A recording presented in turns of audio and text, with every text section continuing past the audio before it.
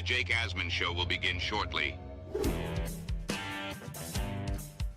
Thanks to all these great Patreon members who help support the show. Get your super chats ready. Jake will be here in just a moment. If you love the New York Jets, this is the place to be.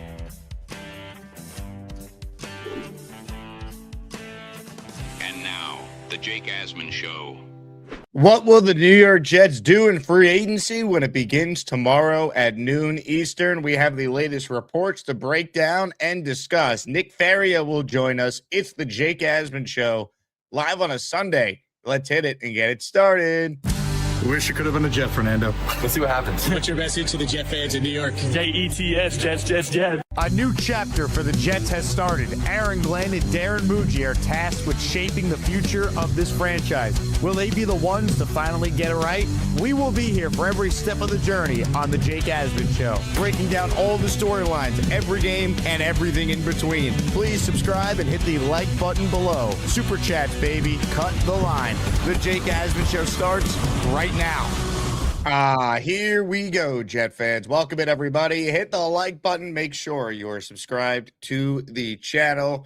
We got a lot to discuss. Free agency getting underway at noon Eastern tomorrow. That's when the negotiating window opens, and then Wednesday at 4 p.m. All these deals that you hear about can actually become official. A lot to talk about. We say hello to our guy, Nick Faria, who joins us now. Nick, happy Sunday. It's free agency eve. How we feeling? It's going to be an exciting time, a lot of moves to make, and it's going to be a busy time for the Jets, not just focusing on the draft. They've got a lot of cap space and a lot of holes to fill going into 2026. A lot of holes to fill and a lot of questions that could potentially be answered this week. Let's start with some insight from ESPN's Rich Cimini. He posted this on his X account this morning. Today is the last full day for teams to re-sign their own free agents before they hit the market tomorrow at noon. Jets not expected to do any deals with their most notable free agents before then. And I find this interesting because let's talk about some of their most notable free agents. Quote, there's interest in retaining guard Elijah Vera-Tucker, guard John Simpson, and kicker Nick Folk, but they will allow those players to shop around. Despite his injury history, AVT is expected to have a market. There's also interest in bringing back wide receiver John Mechie, who was non-tendered earlier this week. Linebacker Quincy Williams isn't expected to be back. He will have suitors. One quick note on Quincy, and I was critical of this at the time. The fact that they didn't trade him at the deadline and now seemingly he's just going to leave, that to me never made any sense. Whereas with Breece Hall, they didn't trade him and the expectation was, okay, they're going to keep him on the tag if they can't get a deal done. And they did that. So I don't like the fact that Quincy's just gone and they didn't trade him at the deadline. As far as AVT, John Simpson, and Nick Folk, why wouldn't you, if you're the Jets, try and get something done with Nick Folk before he hits the open market? Unless Nick Folk's like, I don't want to kick for a team that's probably not going to be any good. I don't understand why the Jets and Nick Folk can't hammer out a deal before the negotiating window starts tomorrow.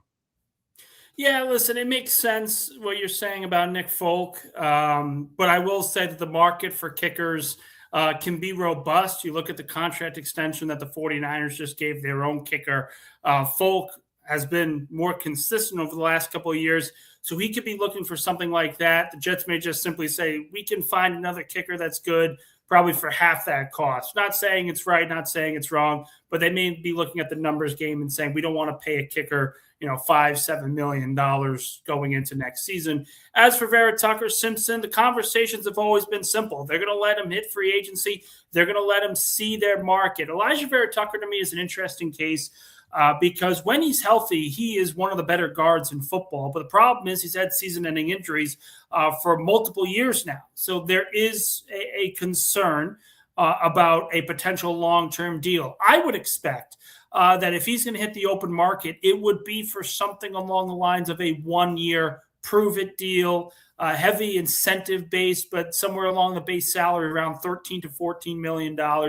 Give him that kind of contract that he would look for as a top guard in the game, but also make sure that you provide stability moving forward. John Simpson seems to be, I would say, like the backup option if they can't figure out something with Vera-Tucker. Simpson, not as high a ceiling as Vera Tucker, but certainly a guy that's consistent enough. One of the better free agent signings over the last couple of years that the Jets have had. So none of this is really surprising, to say the least. Darren Muji said as much for the most part during the NFL scouting combine. It's mostly just going to be, what does the market look like for these players? For Nick Folk, it certainly changes now with the 49ers coming in with that contract. For Vera Tucker, it's going to be a waiting game. I don't think he's going to be able to sign. He will not sign a contract early on in the process because there are going to be multiple suitors. There are a lot of teams with offensive line needs, and that's what's going to shape these next couple of weeks for the Jets as they not only find a solution at left guard, they also have to address the depth of the team. Connor Hughes said it earlier this week, and I completely agree with him. You're going to have to find 2 to 3 players as backups along the offensive line, whether it's a tackle, a guard, another center. They're going to have to make some major adjustments on the depth of that line, regardless of how good it's been. To me, you can't let both AVT and John Simpson go unless you have a real plan that you're going to bring in a different legit starting level guard in free agency, because then you're just creating a hole. And again, I understand AVT's been hurt a lot, but find a way to keep him. If you can't keep him, John Simpson maybe wasn't as good this past season as he was 2 seasons ago, but find a way to keep him, because again, I just think the Jets do themselves a disservice if they create a hole at guard that's not necessary. And sure, they could take someone in the draft, but I think in an ideal world, you don't want to have to use the 16th overall pick, let's say, on the Penn State guard just because, well, now you have a hole and that's what you do. I think you want to set yourself up to have as much flexibility to go best player available in that spot as you can. Completely agree. And I've been on record before. If I were to make a choice, if I was making the decision of which guard to re-sign, it would be Elijah Vera Tucker. You buy high on the upside, if you will, as opposed to all the injuries, even though it is a legitimate concern. But, I don't think the Jets are necessarily wrong allowing either of them to test the market, because they can easily go back and say, Vera Tucker can get an offer. 1 year, $15 million with Detroit. Let's say Detroit. They have a lot of offensive line holes. New York could come in and say, okay, that's the biggest offer. We'll give you $16 million, maybe an option going into next season. That could certainly be on the table. As long as there is an agreement with one of these guys, I think the Jets are going to be perfectly fine on the offensive line. But again, they do have to address the depth of the group as well. The Jets will have roughly $73.8 million in salary cap space. This is before they decide to, at some point, release Justin Fields and save another $10 million or so.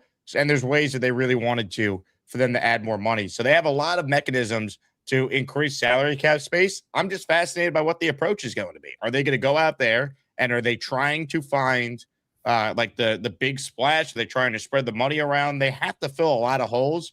And some of these positions they have holes at aren't going to cost you an arm and a leg to fill. Again, safety is a huge need. Cam Curl is considered the top safety, got roughly $12 million AAV. Whether you think he's the top safety or not, there's reasonable deals to be had relative to the position. There was a report from ESPN this morning, Jeremy Fowler, saying the Jets and the Bengals come up often in conversations about safeties towards the top of the market. This is where the Jets should use their strength of salary cap space and try and land some of the top safeties that are going to be out there. Yeah, keep an eye on Reed Blankenship there. I think after Curl got his deal, I think he's probably one of the better ones available. Certainly the Jets could throw a large money bag at him and make him essentially price out of places like Dallas and some of these other stops. The one thing that I will say, when we talk about what the Jets are going to be expected to do, are they going to, throw a whole lot of money on certain players? Are they going to go after stars? Are they going to try to make shrewd bargain bin moves? I liken it to what the Washington Commanders did their first season of the rebuild under Dan Quinn. They didn't go out and sign all these top free agents to massive deals. They found guys that fit the blueprint of what they wanted, fit the schemes of where they wanted to go, but also did it in a manageable way where they were not spending too much of the salary cap on top talent. They brought in Bobby Wagner, Dante Fowler. They were able to bring in Austin Eckler. They brought in so many other different names, and the collection of guys, I think they spent, some of the most money in free agency that year, but it was a collection of like 15, 20 free agents that were just all brought in to infuse talent into the roster. I don't think the Jets are going to be over here and paying top dollar for a receiver like Alec Pierce or Romeo Dobbs. I think they're going to try to find those incremental improvements along the offensive line, in the receiving room, at safety, at corner, edge rusher, defensive tackle. Everything's going to be available to them. I don't think it's going to be $20, $30 million to a guy like Jalen Phillips, but you could find a shrewd move that brings in an edge rusher who can rush the passer and also play the run very well. Hit the like button if you're just tuning in. Nick Faria is our guest. We're presented by FanDuel Sportsbook. Shout out to Team USA Baseball. You could bet on the World Baseball Classic over at FanDuel Sportsbook. The U.S. and Mexico is the next matchup for the United States tomorrow. So check out all the action over at FanDuel Sportsbook. All right, here's what I want to talk about now. I want to remind people that as Maniac Madness resumes tomorrow, that's right, the tournament of all tournaments. A champion needs to be crowned in our now field of 64. The playing round is in the books, which means starting tomorrow, we have the inside-outside region getting underway. Our first matchup on the morning show is the 1 seed, Kyle Clifton, taking on the 16 seed, Cash Money Mike. Will be live in the morning, and then we'll be live in the afternoon for the battle featuring Rob, the Jet fan, and Alan. Now, to be determined when we actually go live for the second stream tomorrow, because let's be real, the New York Jets could sign a player at 12:01, and then we might need to go live then. So be checking the Discord, be checking the YouTube app if you're not a Patreon subscriber, and we'll update you on what the plan will be for Asmaniac Madness, because that will be based around some breaking news potentially from the New York Jets. So get ready, baby, because this tournament is unlike anything else. Nick Faria has been thinking about it all week, what his bracket will ultimately look like. I know you've been locked in there. Listen, I think I had Kyle Clifton as the winner this year. I believe that was my prediction. A little nervous that he's a 1 seed. I'll tell you that much. But listen, I think this is the year for him. I think he's going to go on a Virginia run and make the final and pull out a victory. Comments, questions, super chats, cut the line. We have a new set of raffle prizes this week on the show. Raffle 64, top prize, signed Joe Namath helmet. Prize 2, signed Joe Klecko helmet. Prize 3, signed Garrett Wilson helmet. Shout out to Marvelous, who is the first to enter the raffle today. Let's get those memberships flowing. How about a 5-spot of gifted memberships? And here we go. Let's go. Let's go. Appreciate you, Marvelous. Comments, questions, super chats. We'll get to your calls coming up shortly here. Nick, in terms of how aggressive the Jets will be at, let's say, the linebacker spot, Alex Anzalone, yay or nay, he's a Jet when it's all said and done? I think he's going to be a Jet when it's all said and done. I don't think that he's going to be the only linebacker that they bring in. I do think they're going to want to address the position multiple times. And I will say, his name isn't really tied to the Jets. But I do think, based on what Aaron Glenn wants to do, and he wants to blitz, he wants to play man coverage, and he wants to have all these exotic blitzes. A guy like Nakobe Dean, who was the #1 blitzing linebacker last season, would make a ton of sense for this defense. Now, it's a different system overall. Dean's more of a zone linebacker, really good against the run. Like I said, excellent blitzer, but it's kind of a new process for him. It'd be learning a new scheme. He may want to go to a place like Dallas that he's already worked in that scheme before with Christian Parker. But, Anzalone's the easy call. Everyone's been, tying him to the team for 3 months now. But if they're looking for a guy who can blitz really, really at a high percentage, play the run really well, tackle really well, and it's actually pretty good in coverage, I think Nakobe Dean's kind of a silent player here that people are not really talking about that would be a massive upgrade for that room. It'll be interesting to see just how much they want to spend at that position. It's also a good linebacker draft. Same could be said for safeties. I'm going to read you a tweet from Connor Rogers, who just opined this on the Jets free agent plan, and let's go through it here. Connor says it's going to be extremely interesting to watch how the Jets operate this week. They have glaring holes where the free agent class is strong, linebacker and safety, and tons of cap space.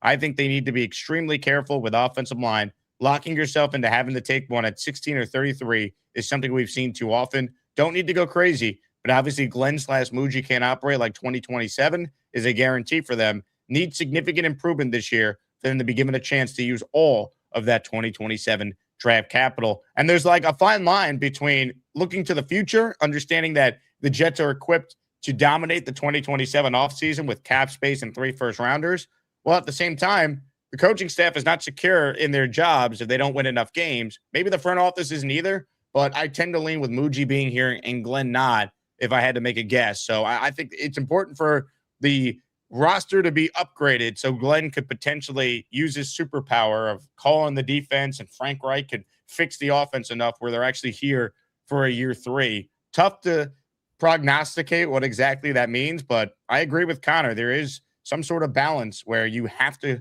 find a way to be better, but how aggressive are you going to be to try and win your 7 games if that's the ceiling for the team? But I also think that's where the comparison of what the Commanders did a couple of years ago probably makes the most sense. They had a ton of cap space going into 2024. They had the number 2 overall pick now in a quarterback-heavy draft, so they didn't really have to worry about the position. But they had needs at safety, corner, linebacker, defensive line, wide receiver, offensive line. They arguably had more needs than the Jets do this year because the Jets' offensive line is at least a little bit more stable, particularly with their 2 stalwart tackles.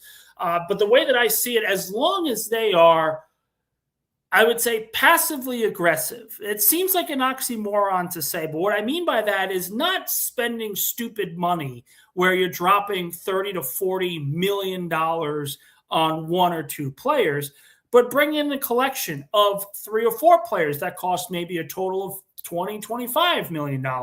Find the aggregate here where you're bringing in quality talent that fit your scheme, fit what you want to do on the field, and put that together in a plan that has this team upgraded in several different spots. That doesn't mean going after the top linebacker. It doesn't mean going after the top safety. It's finding the right fit within the right cap constraints and saying, we can get our starting safety, linebacker, corner, all in free agency. We can add another edge rusher in free agency, but we're not going to be spending $20 million on 1 player to do that. Hit the like button if you're just tuning in. Nick Faria from Jets X Factor is our guest. Ladies and gentlemen, we're having a draft party. Did you hear the news? We're taking over Pittsburgh. We're headed to McFadden's. It is going to be unlike anything any of us have ever experienced before. Let's go.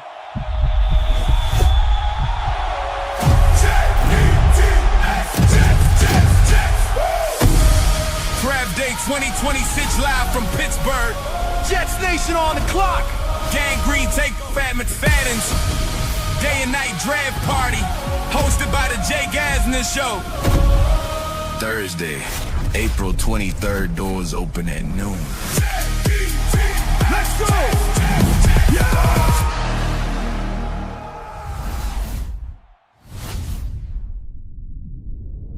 Let's go, baby. It is a free event. All you need to do is RSVP.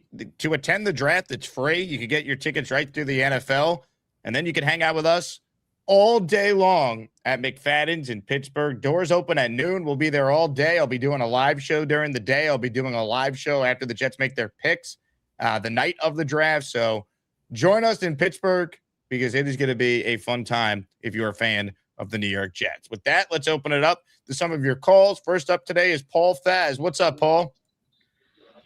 Hey, yo, Adrian, it's me, Rocky. What's going on, boys? How we doing, Paul? Chilling at the airport in Myrtle Beach, about to fly home. So I wanted to catch the show before I took off. I think this year is going to be a wild one, gentlemen. I think it's going to really show where our future is going to go with some of these moves that we're about to make. I mean, there's so many options out there and different paths that they can take. And I think whoever they go at quarterback is going to show us.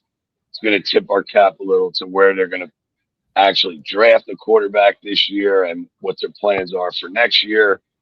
I just would love Kirk Cousins. I know it's probably not going to happen. Almost definitely not. A lot of talk on Vegas, but to me, we know we have to overpay somebody. If we're going to overpay somebody, to me, he's got the best value in as far as like overpaying to get somebody here. A nice 2-3 year deal with him. Maybe offer him some something else. I know it's not going to happen. He's probably going to Vegas. I get it, but I at least want to see them make some really solid moves. There is no reason with all the draft capital we have and all the money we have to not, if we get a quarterback right, we should be very competitive this year. There's no excuses. It's either going to be they didn't get the quarterback right or the incompetency again in our management, right? So I'm just praying for Muji like I always do. I know I'm up soon. Who do I go up against? I think I go Chuck Wagon. Who am I up against? What region are you in? I think with Chuck Wagon, I think I'm up against him. Who's the 1 seed in your region, though? It's not Gary. Is it Kyle? No, it's not Kyle. You got to know this, so I don't have the bracket memorized. Damn it, Paul. The 1 seed? What seed are you? I think I'm in right there. Is that the one I'm in? I'm the 5. I think I'm the 16 seed going against Chuck Wagon. You're not a 16 seed. You're a 12 seed. You're in the Gary region. I see. You're in the 5-12. Chuck Wagon. 5-12. There you go. I didn't think I was in Gary's, but I guess I belong there. Wouldn't mind getting a piece of that action. Well, I'll tell you what, Paul, get ready because that is a battle. You versus Chuck Wagon. I mean, a lot is on the line there, folks. As Maniac Madness is underway, make sure you vote to make your voice heard. People, you got to remember who your 1 seed is, so I can quickly look it up because I don't have the entire field of 64 memorized yet. I'm not Boomtown. I mean, that man's got superpowers. All right, more of your calls right now. We heard from Paul Faz. How about his opponent? Hit it. Chuck Wagon's always cooking, which it takes. Chuck Wagon's even cooking at the game. Chuck Wagon hates McDonald's, but he's headed home to cook. It's time once again for Chuck Wagon.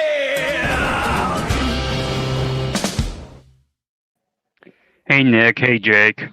How you doing? Chuck. Very good. Nick, my thoughts on offensive guards is I would let go of Simpson and probably sign AVT for a 1-year deal because his injury history just scares the hell out of me. Would you also agree with that, or would you say sign both?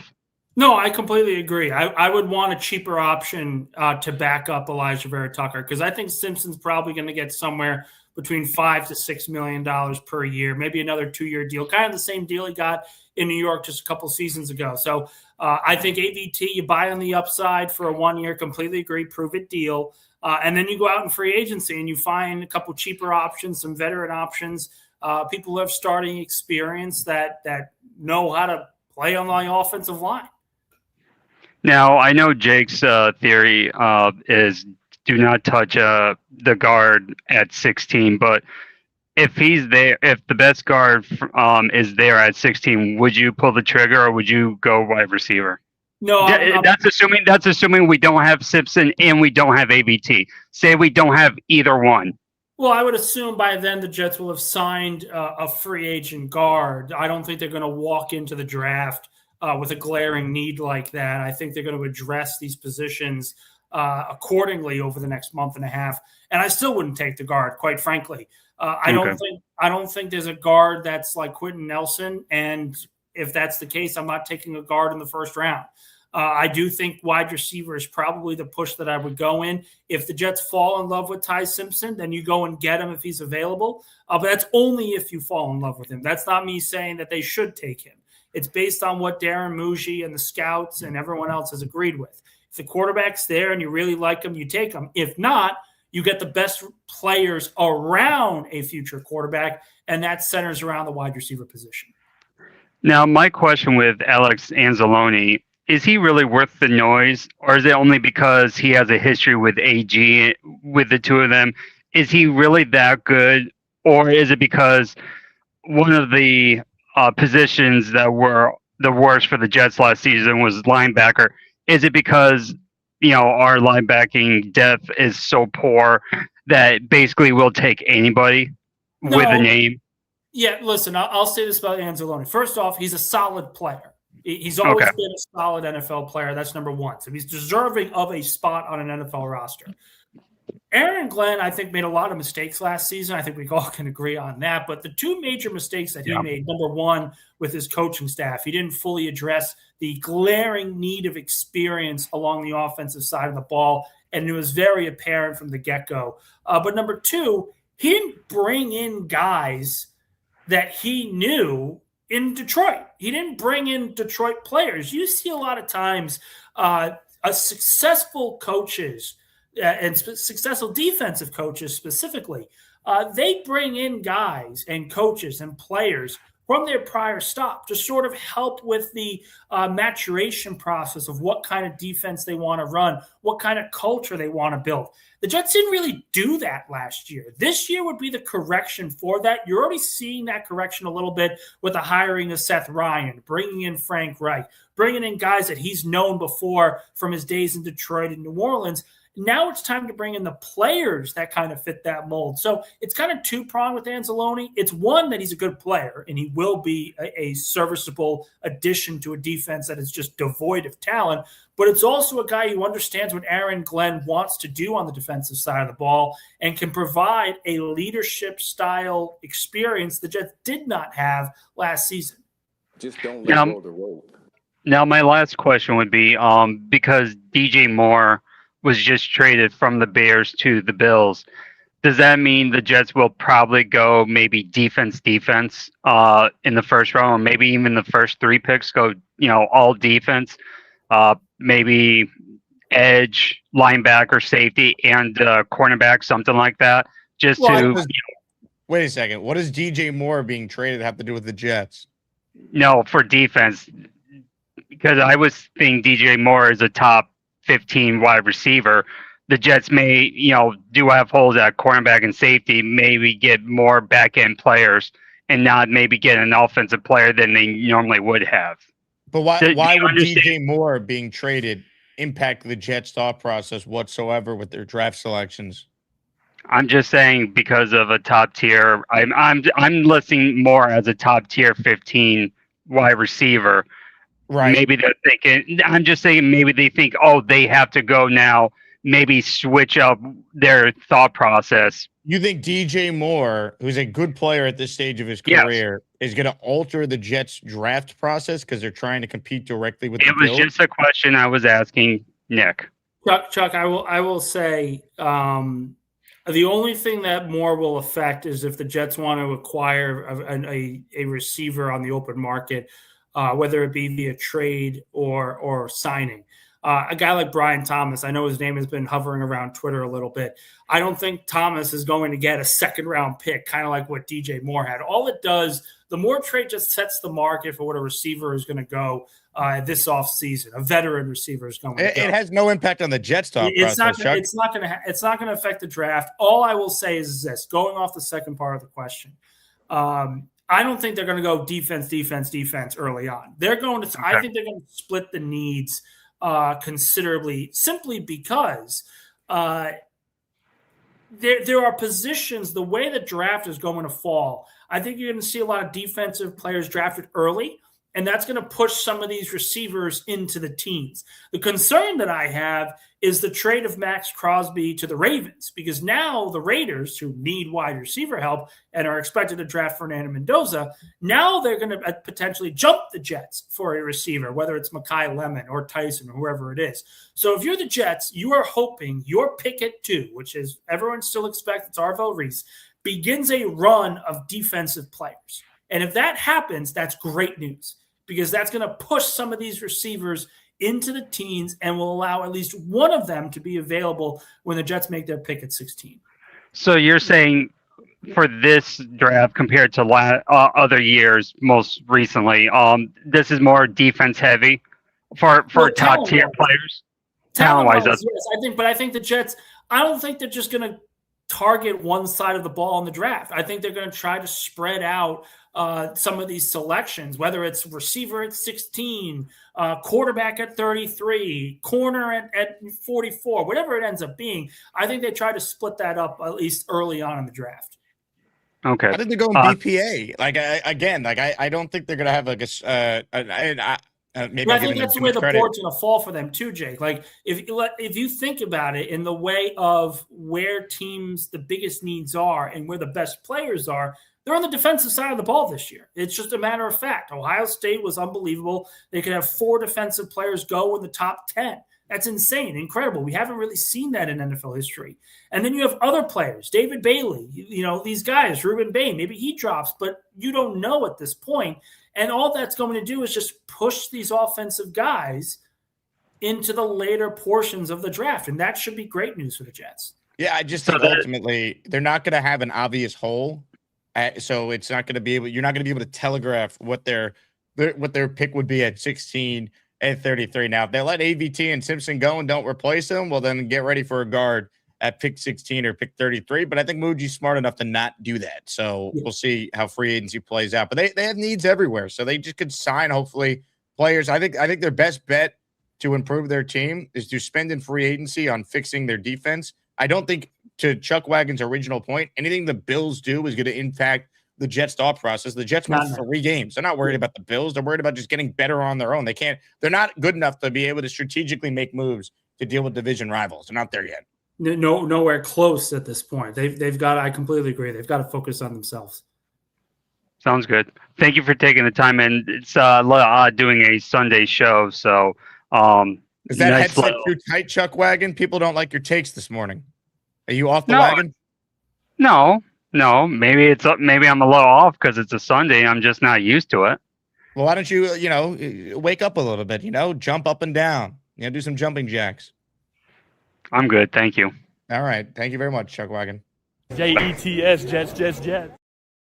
More of your calls right now, ladies and gentlemen. There's a very special man celebrating a birthday today. Ladies and gentlemen, it's time. It's Beefbreaker. It's all goddamn muscle right here. It's Beefbreaker. Stringing the cheese. Woo! It's Beefbreaker. You claw-sucking douchebag. Let's hear it go, Beefbreaker. I got gas right now. 3-time ear infection survivor, Beastbreaker, joins us now. Happy birthday, Beast. I hate when they do this all the time. They give you this traffic 3D parking escape jam. It's a good game. I like it, but I like it, but I'm not going to install it now. I already got too many good games on there. Playing bingo this morning. I didn't win much. Okay. Let's see what you get. That's all you can get. I got something here yesterday. Hello. Nobody gives a shit. Hello, gas sex. There's no way we're getting that 2-time and bum Geno Smith. You know why? He should be bagging groceries at 7-Eleven. The guy's a bum. Michael Clemens should take another role in maybe join up with UFC because he's nuts. He's not bright. My happy birthday, Beast. Estoy muchos gracias, el señor Jake. Now, let's worry about getting some of these draft picks that we're already looking at here. Woo, woo, woo, woo, woo. What are you doing on the birthday today? I don't know yet. I'm right now. He's almost feeling like himself. My little boy's starting to feel like his old self just a little bit. I went to the store, got him some bananas, spinach, and also some parsley. Yeah, I feel good with long hair. I'm definitely the sexiest man alive today. Time magazine. Look at this. Class. I'll say a suave. Look at that. Nothing says Gillette razor, baby. That's real Gillette razor right there. Hey, why don't you say thank you in American to all the people wishing you a happy birthday? Hey, I was going to pull code angle 187, but you know what? How about you say the words thank you in American? Something that you seem to struggle doing. Oh, yes. Okay, gracias. Thank you in American. Thank you in American to everyone wishing you a happy birthday. And congratulations to your boys. No. No congratulations. Say the words thank you as maniacs. Birthday sex. Excuse me. Say the words thank you. Why can't you say thank you? Am I going to yell and scream today? I don't think I'm not going You could say thank you to people wishing you a happy birthday. It's not that hard. That's why they get the gracias from me. No. In American, this is America. Say thank you. Well, thank you very much. Well, thank you very much, Mr. Peabody. No. Say thank you, Asmaniacs. Done. Thank you, thank you, thank you, everybody, and have a blessed day. And also remember, this is a God day for everybody. Bang! Why do you think B struggles to say thank you to people? I don't know enough about him to make a prediction like that, but maybe he didn't get enough compliments when he was younger, and he just kind of is just he doesn't think people are giving him true compliments. It's a tough thing to fathom what exactly is happening here. I don't know. I don't know. Ladies and gentlemen, let's get back to your calls, shall we? Nick Faria is joining us here, and can I announce a giveaway? I waited till we got 36 minutes in because this giveaway is for the diehards. Ladies and gentlemen, a signed Don Maynard photo, authenticated, included, is up for grabs at the end of the show. So send in your gifted memberships or your super chats, and you will qualify. Right now, Marvelous is the only one to enter the raffle this show with 5, and then Lou B joins for 2 with this super chat. Let's get to this and then more calls. I think the Max Crosby trade makes the Mendoza pick more likely. Raiders would have 2, 13, 16, and 36. Next year, the best first of 5 teams, Raiders, Jets, Green Bay, Indy, or Cowboys, they could pay a QB now. I'm not quite sure what you're saying here, Lou. Are you saying that it's more likely the Raiders are going to pick Mendoza? I think they were always going to pick Mendoza. Or are you saying it's less likely they would? Yeah, I'm a little confused there, but he's kind of mixing up the Raiders draft picks and the Jets draft picks right now because the Jets have 2 and 16, and the Raiders now obviously have 1 and 13. I look, it's not a good thing. It's kind of two-pronged, right? The Max Crosby trade is a good thing for the Jets because it shows that the organization has strong asset management capabilities. The fact that they got 2 first-round picks for Sauce Gardner, they got more for Sauce Gardner than they did for Max Crosby. Crosby's a top 5 defensive player in the NFL. I would put Gardner probably top 15. He's had a couple of down years overall, so probably top 15. The Jets got more for a top 15 player than a top 5 player. That's really good asset management. But on the other side, it gives the Raiders an opportunity to get their quarterback and a wide receiver before the Jets do. And that's not something New York really wants at this point. They don't want another team exceeding their rebuild fast enough. I think any idea of the Jets getting any idea of the Jets getting Mendoza, I don't subscribe to it. I just don't think there's any. No, it's on life support, right? Unless we have a draft day type of thing where it's Arvell Reese, no matter what, or whatever the hell the movie is. But again, at this point, it doesn't look like it's happening. It seems like the Raiders are all in on this. So the question then becomes, what do they do at 13, right? Because are they going to solidify the offensive line? They have massive holes along their line. They need 2 tackles, 2 guards, and a center. It was atrocious what they tried to do last season in front of Geno Smith. So the question then becomes, do they take the guard at 13? Do they draft a receiver at 13? Do they take the kid Cooper from Indiana, try to pair Mendoza with a college buddy? That could certainly be the case. But the way that I see it with the Raiders, it really just comes down to what they also do in free agency and then determine if that means they're going to jump the Jets for a player New York may have wanted. Hit the like button if you're just tuning in. Appreciate everyone tuned in on a Sunday. Nick Faria is our guest. Get to more of your calls. First, a super chat from The Rooster says, is Beast baking a cake in the attic? It's a great question. One we don't know the answer to.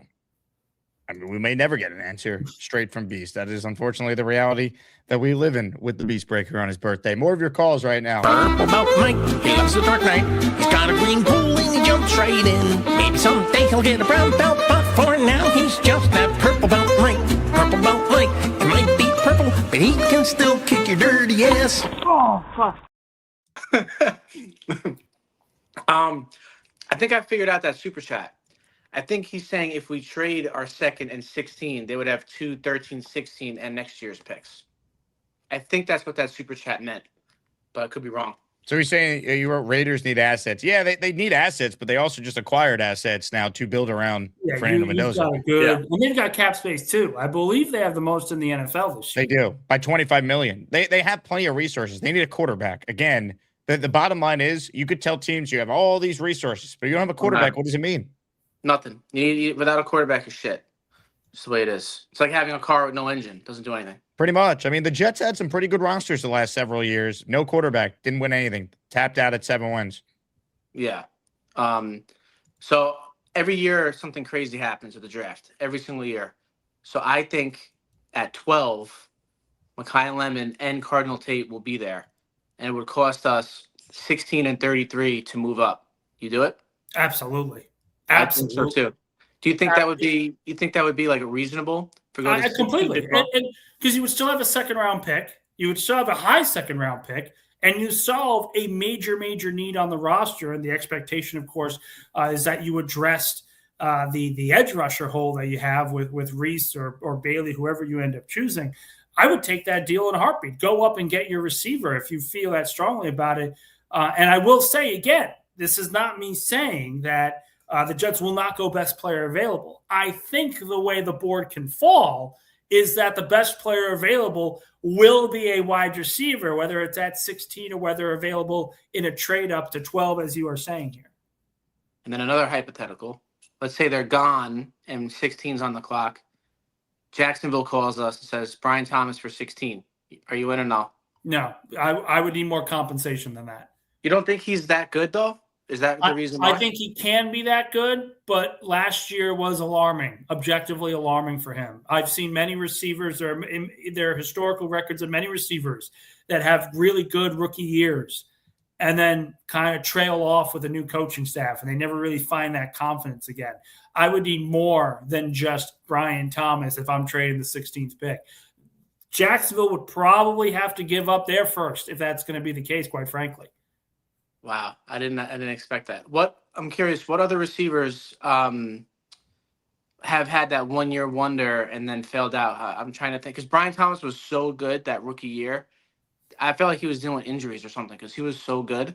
But there were there. So I heard it's through the grapevine, but I've heard there were injury problems. And the other thing is this: Liam Cohen is very specific on what he wants from his wide receivers. He wants precision route runners, and Brian Thomas is more of just an athlete. Go up and get the ball. Go up and make a play. He's an all-around guy, but I think he's a better fit. Really, quite frankly, I think he's a perfect fit for a team like the Jets because Garrett Wilson's a route runner. You need a kind of big play guy that kind of fits there with him. So I do think he's a perfect fit for New York. It's just a matter of what assets are you willing to give up to get him. In no way, shape, or form am I giving up 16 for him. Also, lastly, you guys want to see the car? I just detailed it. Oh, the new PBM car. Here we go, folks. This man's ready to show off this car. He's dying to show the people. Love it. So wearing the Islander hoodie out there, a Bo Horvat overtime winner. Oh my God, big time win yesterday. That was awesome. Love it. We need to find our Matthew Schaefer, man. It's the quarterback, but whatever. All right, so here she is. What a vehicle. I love this car. This car is sick. Get in there. I got my temporary plates on. Uh-oh. The old Wi-Fi not picking up from the home. I love this car. PBM. This car is insane. It's got 670 horsepower. The PBM mobile, folks. Get in there. I see a comment, the Batmobile. I actually agree. It looks uncanny. It's unbelievable. Hold on, let me get the keys. Grab the keys real quick. I'm gonna start it. Sources are telling me it's getting a little freaky in PBM's pants right now. What? Calm your freaky down. Here you go. Start it up. Ladies and gentlemen, this man loves his car.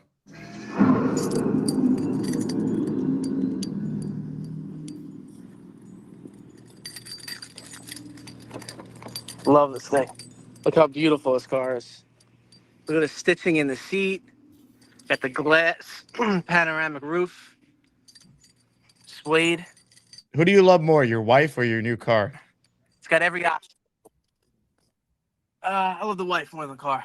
But it's good. It's good. Good answer. I do love the Cards. Pretty close. Cards Ladies definitely and pretty gentlemen, close. PBM. I hug him every day. I hug him every day. He loves that car, Nick. Loves it. It's a good-looking car, man. It's a good-looking car. Comments, questions, super chats. I announced a giveaway for those tuning in late. A little signed Don Maynard photo that I forgot I purchased over the weekend. So I now have this for a raffle prize at the end of today's program. When you gift for that, you're in this week's set of weekly raffle prizes. We have a signed Garrett Wilson helmet, a signed Joe Klecko helmet, and a signed Joe Namath helmet. Those are the top prizes in our weekly raffle. Let's get to more of your calls right now. The number 1 overall seed in Asmaniac Madness is on the line. Get your guesses in.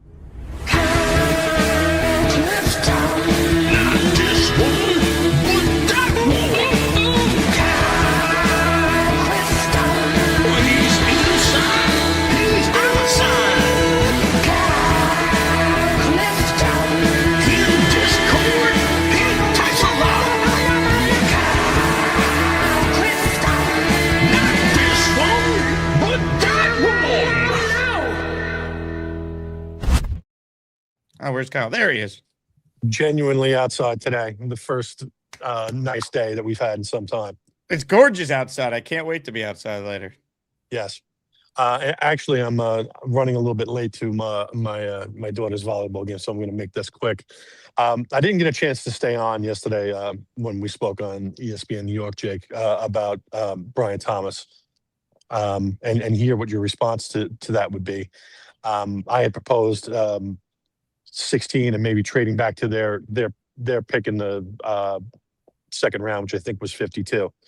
I kind of stand on that. Like, if that guy was a 12 or 1300 yard receiver and he was dealing with injuries last year, and we still have years of control left with him, I think that's something that they would be open to doing. I know Nick is getting antsy in his chair right now.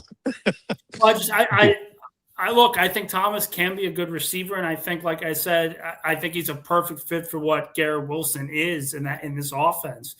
He would be the perfect number 2 receiver in that way. I'm not giving up a first. Like, DJ Moore went for a second. I think that's probably where I would want to go for Thomas. I'm not giving up the 16th pick for him. But Here's what I'll say about that. They're two different players at two different stages of their career, and you would be getting a second back in this scenario. This is what I want to do. I want to cause you anxiety, Nick. This is my entire purpose for living. If that second round pick's coming, it's a little more intriguing. I will say that. Okay. What if it took, let's say, pick 44 and like a 5th round pick or something? I think that gets it done. I really do. I don't think Jacksonville's high on him. I think they're going to want to get rid of him eventually. And I think if they were to get, I'll say this. If they get Brian Thomas for the 44th overall pick, to me, that's a slam dunk because that's a proven player as opposed to a second round pick. The only thing that concerns me is, why is Brian Thomas Jr. available 2 seasons? Like, his rookie year, he had like 1,300 receiving yards. What happened last year? Why did his production fall off? Was he just not a scheme fit for Cohen's offense? Like, again, like, very rarely do you see a receiver traded after 2 years on their rookie deal. It just doesn't happen that much in NFL history. The ones who haven't been good besides Brandon Cooks. Yeah, I mean, maybe I think you guys were talking about precise route running, and if that's something that Cohen absolutely demands, and maybe he's improved in that area just from being under Cohen, maybe it could end up being a win-win for both sides. But I also wanted to talk a little bit about interior offensive line. I had somebody on the Discord, I think it was Papa, was talking about what we would do as far as center goes. And I think that the fact that you have Tippmann and Myers on the roster doesn't make center imperative, but I think that in the later rounds, you would like to bring in someone to compete with Myers. Sure. But it doesn't even have to be the middle to late rounds. Like, there are guys, I think, like a Gavin Gerhardt from Cincinnati, that you could bring in as an undrafted free agency just to provide a competitive room. And then you re-sign one of your guys, and if the value isn't there in the draft, I still think you'd be comfortable. If not, you wouldn't necessarily be set, but you would be comfortable until you can get to next year where you have a plethora of picks and options. That's all I wanted to kind of get out here and say. I appreciate your time as ever. Have a great Sunday, gentlemen. Kyle, great call. Great call from Kyle from the Feel very great confident outdoors. in my pick in his Maniac Madness now. That was a great call. Great call. Look, Kyle will bat leadoff on our first show tomorrow in the round of 64. Kyle Clifton, Cash Money Mike. Get ready to vote, people. Yeah. Maniac Madness is underway. Make sure you vote to make your voice heard. And then the main event tomorrow with respect to the 1 versus 16 battle is the 8-9. Will Allen come out of retirement? A year ago, he said he'd never call in. And then, well, he called in. They called in a lot. But now, over the last month, he said he'll never call in again. He never told me this. He said this on other shows and comment sections discussing me. Because we live rent-free in Allen's head. Will Allen call in tomorrow, knowing he has a chance to go up against his sworn nemesis? That's the storyline everyone is dying to know. All right, we're going to get to more of your calls and super chats, but first, a quick word from today's sponsor. Are you tired of grilling outdoors? Are you tired of having to go to the kitchen to cook? Thanks to Beast's Ultimate Taste Tool, my troubles are over. Sure, it's a little smoky, but who cares? Look, I even got a bucket to shit in so I never have to leave my room. Now you're cooking with butt.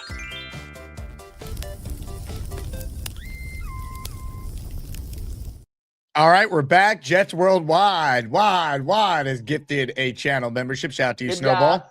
job. He's in the raffle for 1. Snoopy says, I want in on the raffle. You're in for 4, Snoopy. Let's go. Hit the Jet Champ for him. Big fella writes in, Jake, I'm in Columbus at the Ohio State, polling students and residents who we should draft. Reese or Styles. Reese in the lead so far. Big fella, please keep us updated on such a thing you're doing. We appreciate your service to this channel. Cisco Lopez in the raffle for 2.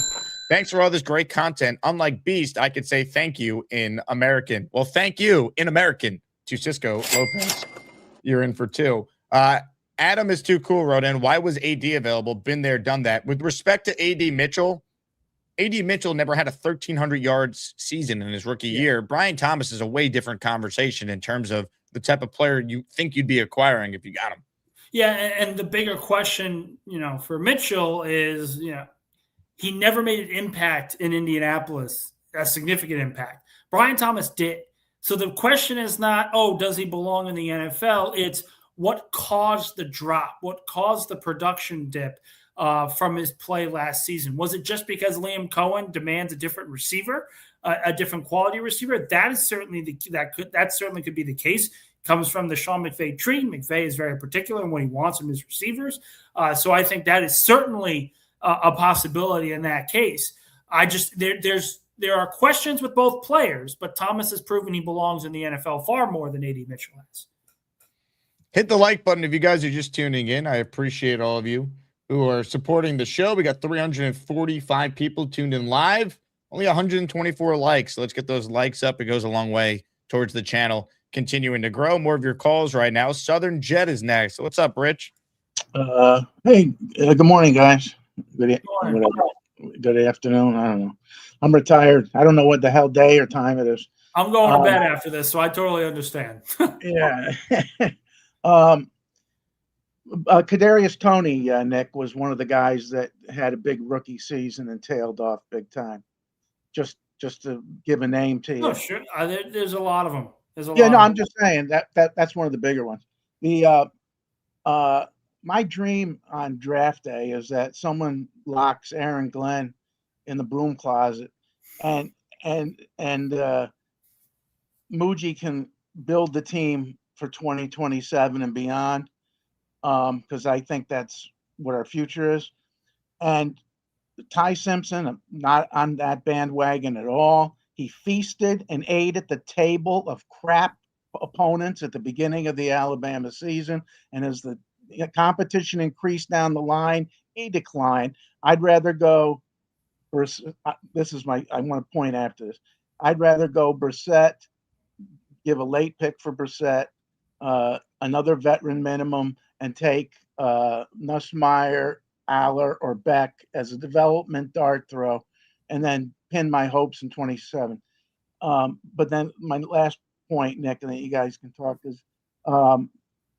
is I've been having this thing the last couple days where, boy, that's gonna get people talking. Where the Jets could take number 16 and make a big move up and build the 3-4 like Belichick's Giants and get Styles and Reese and have a dominant. We've already got a pretty beefy, not big front three there now. And if you put Reese and Styles in that, I don't give a shit who you have at safety. I think it's a fair point. The 3-4 defense, I think, will work very well for the Jets, particularly with Devondre Sweat. I think that was a very smart, shrewd move. Someone who can obviously be the nose tackle for the majority of the season and has high upside against the run. I don't think they're going to be in a position to trade up for Sonny Styles. I really don't. I think if they're going to trade up for somebody after they take Arvell Reese, it's probably going to be an offensive player, and I would bet my money it's on a receiver. Now, the one thing I will say about Ty Simpson, I do think if you watch the tape, it's a lot better than people realize. The best games he had during the regular season were against ranked opponents. He had a 4-game stretch where he played really well against Georgia, Vanderbilt, I think it was Tennessee and Missouri. All of them were ranked at the time, and he played really well in all of them. Now, the problem that Simpson had was, and I heard this as well from scouts, the problem that he had was the offensive line wasn't as good, and the receivers dropped a ton of passes, and he wasn't able to elevate his guys. If you're a first-round quarterback, you want to have a guy that can elevate some talent. Simpson, clearly not that guy. Now, as I've said, if the Jets fall in love with him, and you fall in love with the quarterback, you go and get it. But if you're on the fence, it's better to punt that decision to the following year. Makes no sense to take Simpson. The Jets have to get 4 or 5 starters out of this draft. Not debating that. And Simpson is not going to play this coming year. He was bailing on after his first progression. He was Zach Wilson at the end of the year. He was bailing. He wasn't he lost confidence, like you sort of said. The line, things like that. There were factors there that really hurt Simpson that weren't really on him, but it still reflects a quarterback that needs a good system around him. And you can win with that kind of quarterback. It needs a year. Yeah, I would agree. That's why we don't get him. But Rich, all I'm saying is if the Jets love him, go get him. Have that plan. I don't see any. I agree with you. But what I'm saying is, I believe when I made the Aaron Glenn statement, they got to get 4 or 5 starters. I don't think they're going to waste a pick high enough that you would have to use to get Simpson. I don't think it's going to happen. It's certainly a possibility. I just don't see. And did the Raiders have enough cap space to get Linderbaum? They have as much cap space to get anyone. They have $125 million, which is more than any other team. Jay, he's going to go there. That's what I would do. If I'm the Raiders, I'd spend and overpay any competent. I'd sign a Luminor. I'd sign Linderbaum. I'd take a big swing on AVT because they can, and just try and build a wall in front of Fernando Mendoza. And keep an eye on Baltimore, though. I think there's a chance he goes back to Baltimore. Nah, I don't think. You know what? Vegas. How old is he? Linderbaum, he's like 25, young. Yeah, it's a sexy place to go. They got building a team. They got draft picks up the kazoo coming up, just like we do for the next 2 years. And when we went to the Vegas game, that's a beautiful stadium. I mean, and they put on a show there. It's like going to a hockey game and some of the classic arenas. I mean, they put on a show there. And if they start winning, that's going to be a destination place for young kids. And now, as a veteran gets older, his wife's going to say, "You ain't signing in Vegas. You're going to Nashville. Or, you're going to Tennessee." But Vegas has got something going, and they're going to get the younger guys. But I want Linderbaum, but I don't think he has any Linderbaum. I don't think he has any chance. We don't have any chance of getting him, Jake. Do you? No. Well, I don't think the Jets want to spend over $20 million for a center. No way. I don't see it. I'd be shocked. And all the reports coming out today are the Jets are going to be calculated in free agency, so they're not going to be in on Linderbaum.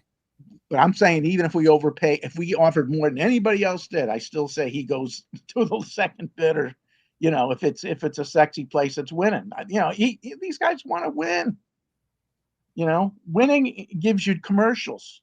No guarantee he's going to win with the Raiders, though. I'll tell you that much. Oh no, I know. Well, I don't know. They're you know, you can turn around franchises pretty quick, and who's their GM now? John Spytek. I didn't hear you both talk. I didn't hear it. Spytek. Oh, okay. Yeah. There are some lingering questions I have about the Raiders' organizational prowess, because Brady clearly has a lot of cachet in that room, and the Athletic article that came out, I have some pause about how competent they are going to be this offseason. Let's just they've always been a joke, right? As far as when come draft time and stuff, you know, they make the weirdest moves and Al Davis used to pick guys in the first round that were rejected in the seventh round. Yeah, no, I know, but when Brady came, that changed things a little bit. If Brady wasn't there, we might be able to make him into a trade with the people that were running that organization. But that ain't gonna happen now. And, you know, Mendoza's going there, and but I agree with you. Next year, who's your number one pick for next year? Is it Arch Manning? If he goes out, it's Arch, 100%. You do everything in your power to get Arch, number one. I know I watched him at the end of the year, and he did I saw in a couple plays, he went through 4 progressions pretty fast. People really, you know, threw him out the window his first couple starts because he didn't play well early in the year. But he was also a player making his first collegiate starts. Like, he was clearly learning how to play the game at the collegiate level as a full-time starter. And he had the Manning name. It's just, I think he's going to be really good this year. If he chooses to come out, which is not a guarantee, if he chooses to come out, he's going first overall. Wouldn't that be typical Jets, huh? Oh, well, there's other quarterbacks here, too. If Moore goes out this year, Lenore Sellers, I think, is going to be primed for a big Jaden Mayava, Darian Mensah. There's a lot of quarterbacks. We just need more than one. I'm just saying, if Arch Manning is the clear-cut number one, like Mendoza ended up being this year, wouldn't that be typical Jets? But I think the other piece is with Mendoza. Mendoza was, I will say, very fortunate to come out this year specifically. If it was last year, he'd be the number one pick. If it was 2 years ago, would he be the number one pick? I think there are questions, in that way. Came out the perfect time. He's Heisman winner, national champion. There's no other quarterback really to compete with him at that level. So he's clearly, going to be the top quarterback taken. If he went out next year, I don't know if that would be the case. That very well could have changed. No, it wouldn't be. I agree. I'm just saying if Arch is the clear-cut number one next year, it would be typical Jets if he decides to stay in school to avoid us. He'll be a Jet. He's not going anywhere. All right, Arch Manning. Well, Jake's gonna dying to be a Jet. Don't worry. All right, I've already spoken to the powers that be. It's happening. The Jet fans getting a little crazy. Just talk to Gary Myers. He'll tell you Arch Manning's not pulling an Eli. He's going to be a Jet if the Jets have the number one pick. Well, yeah, that's the thing. The fact ready to march for Arch. March, baby. Myers came out with that statement of he's not going to be deterred of going to the Jets. And there very well could be a situation where they absolutely are terrible next season. And Aaron Glenn and his coaching staff get fired. And they bring in a guy who has an offensive background that I've been pounding the table for. Just get a young, offensive-minded play caller to be your head coach. I've been pounding the table since I jumped on the beat for it. And that would seemingly set the seed for Arch Manning to want to come to New York in the first place. Arch Manning to the Jets or whoever the top quarterback is. They'll be able to get someone. But if you want a shirt, you can march for Arch at jakeasman.com. Couple super chats. Bino says, Jacob, Nicholas, I'm relieving myself out the front window in honor of Brokeback 666's B-Day. For more on this, let's check in with the birthday man himself. Diamond! Beast, what are your thoughts on this tribute from Bino? Got gas. I got gas a little bit at the moment, and I'm also looking at my other guitar that I want to repair. Yeah, I gotta take it to the shop and go get new little twiggy things. You know, those little things. You got birthday gas? I know Nick Faria could speak from experience on that, right, Nick? Yeah, I know. I know about that. I know about that. We've already covered that. So, but I there's think it's the first time I brought it up. Forget Geno Smith. The guy is old. He belongs working at 7-Eleven bagging groceries. Michael Clemens should be in UFC because he's nuts and he's not right in the head. Not that right in the head. He's not Beast, there. let me ask you something. What is your message to the Asmaniac community on your day of birth? You're 42 years old? Yeah, I feel 42, but the body feels like it's in its 80s right now because it's breaking down. You know. Have you thought about taking better care of yourself now as you enter your age 42 season? We'll see. We'll see what happens. We have to take it one day at a time. You know, we're only human here. You know, we have AI now because that's the new thing of the future. Yeah, right here. New thing in the future, my ass. I don't care for that AI. Stainless Ninja wants to know, is Mother Beastbreaker baking a birthday cake? The answer to that one is negative.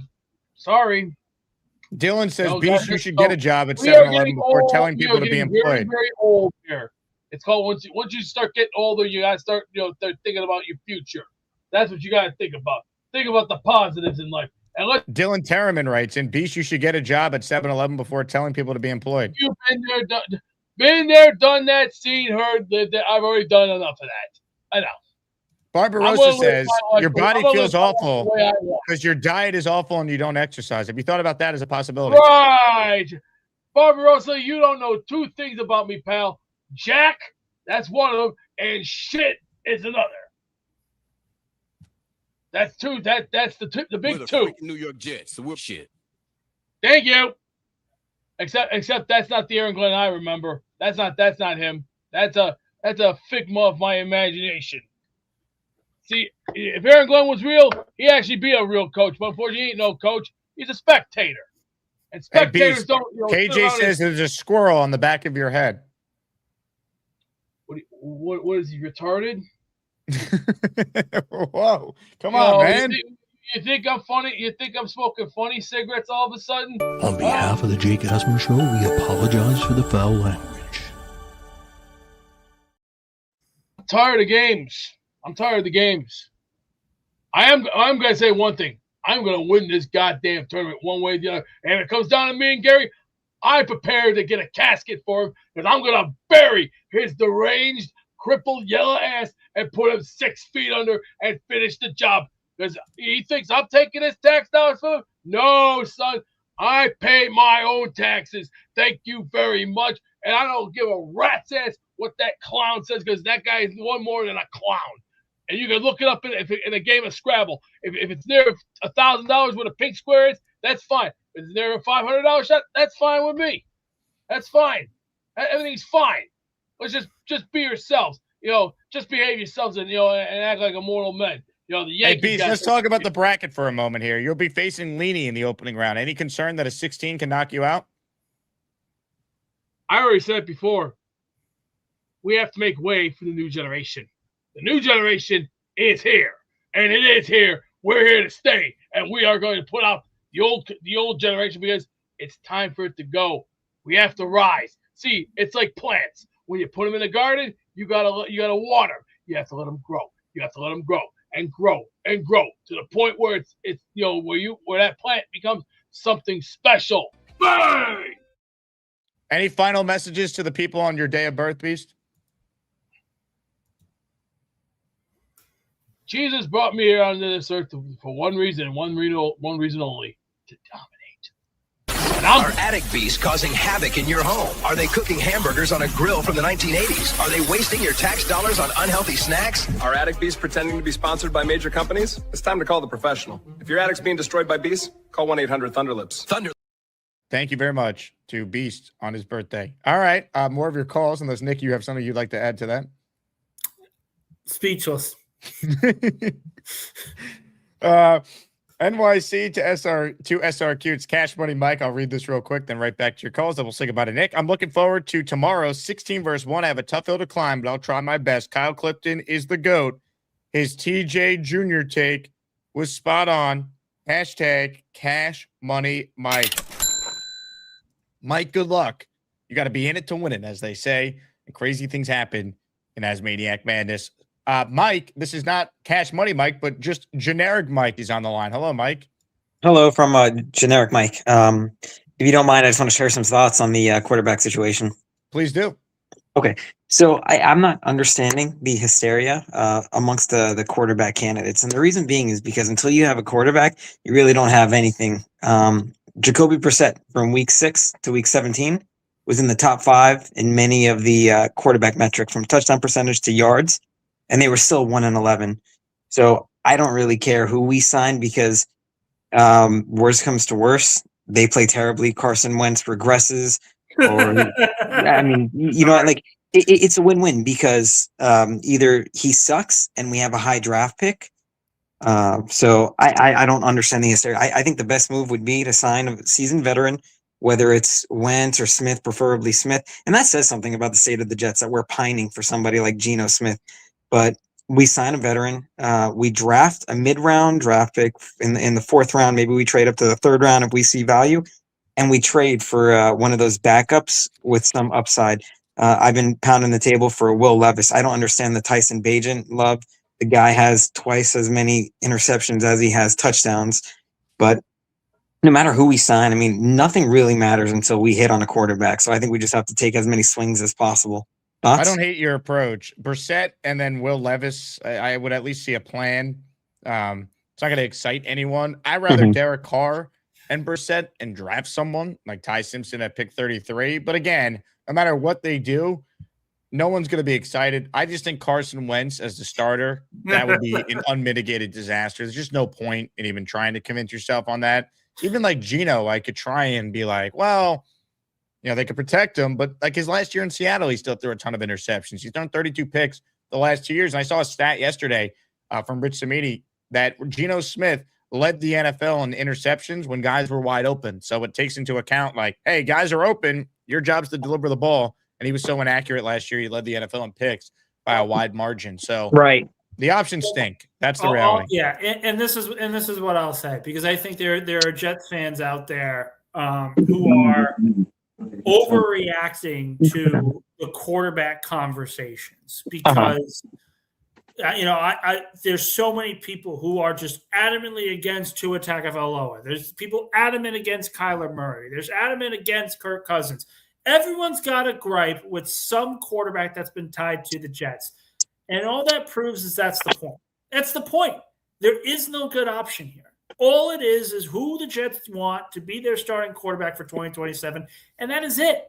Quite frankly, I will sit here and say it would really prove that God has a quality sense of humor if Carson Wentz were to come here and be the starting quarterback for the Jets. Now, if he's the 3rd quarterback, the backup, you know, the kind of the Jameis Winston role that he played with the Giants after taking a quarterback, that would make a little bit more sense if he's QB3, not as a QB1. And I know they're going to be interested in that. There's going to be veterans that they want to bring in. But sitting here and say Tua Tagovailoa would be a mistake, or Kyler Murray would be a mistake, or Derek Carr, Wentz, all these guys, they're all mistakes. They're all available for one reason or another. There's no guy that's going to win 12 games for you. So it all depends on what the Jets want to do. This notion that they're suddenly going to get a quarterback that actually could, you know, turn things around and make things better automatically, I think is quite frankly a farce.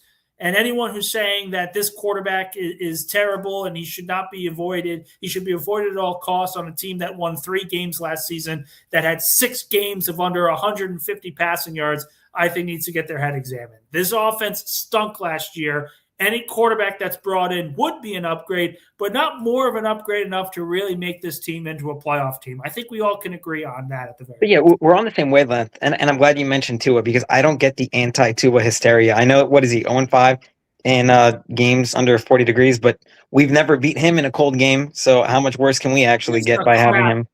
I just don't want him getting hurt on the Jets and it being over for him. Like, he's so frail. I don't know. That's a different argument, though. That's a legit harm, but his health is a legitimate argument that people are going to be concerned with. But we watched a game last year where they had -10 passing yards. -10. Yeah, I don't want Tua, though. I'm out on Tua. I would take him over Wentz. He's probably the only one I would take over Wentz. Look, all I'm saying is this. Carson Wentz is the last person on this list that I want to see be quarterback of the Jets. From a personal standpoint, please, no more. I've seen way too much of him. I've had to watch way too many of his games. I may cry. But another thing is he would be due more than the vet minimum, right? There's just a couple quarterbacks that you would be able to pay the vet minimum to, and Tua is one of them, which is another reason why I would prefer him. Well, Tua, Geno, Kyler would cost you nothing. Tua at 135 is an insane value. It's an insane value because when he's healthy, he actually has played a. He's never healthy though. But again, Jake, I'm not disagreeing with that. But if it turns out where he plays and he wants to play again, he's going to get an opportunity to do so. I just don't think Tua on the Jets, when we've watched him in the division for years, we know about his injury concerns, his issues playing in the cold. Like, it could be below 45 degrees by mid-October. Then, like, what's the point? You know what, Jake? You're right. And he'll struggle. And he'll still put up more than -10 passing yards. Yep, can't be worse than Brady Cook, right? Well, no one is worse than that. But you know what? I'd rather play Brady Cook at that point and then just do this tank properly one last time, and we'll be marching for Arch all together. But here's the other thing: he's played in the cold as well, and he's gotten the Dolphins to the playoffs. This is not because he had a great offensive coach, Tyreek Hill, Jalen Waddle, Devon Achane. He had all these weapons. He's got to get the ball to him, though, man. Like I'm not sitting here saying Tua's a top 15 guy, but we have to stop pretending that he's this awful quarterback that should be avoided at all costs. He has to be in consideration. He has to be. He does, but he also has gotten worse, man. Like, his body is chronologically breaking down. We all watched it. We all saw it. So same could be said for Kyler. Same is clearly said for Wentz. But a lot of these guys, their bodies are breaking down. Kirk Cousins is 38 years old. Yeah, but he's still better than Tua. I think Tua is one hit. He's one hit away from eating his food through a straw.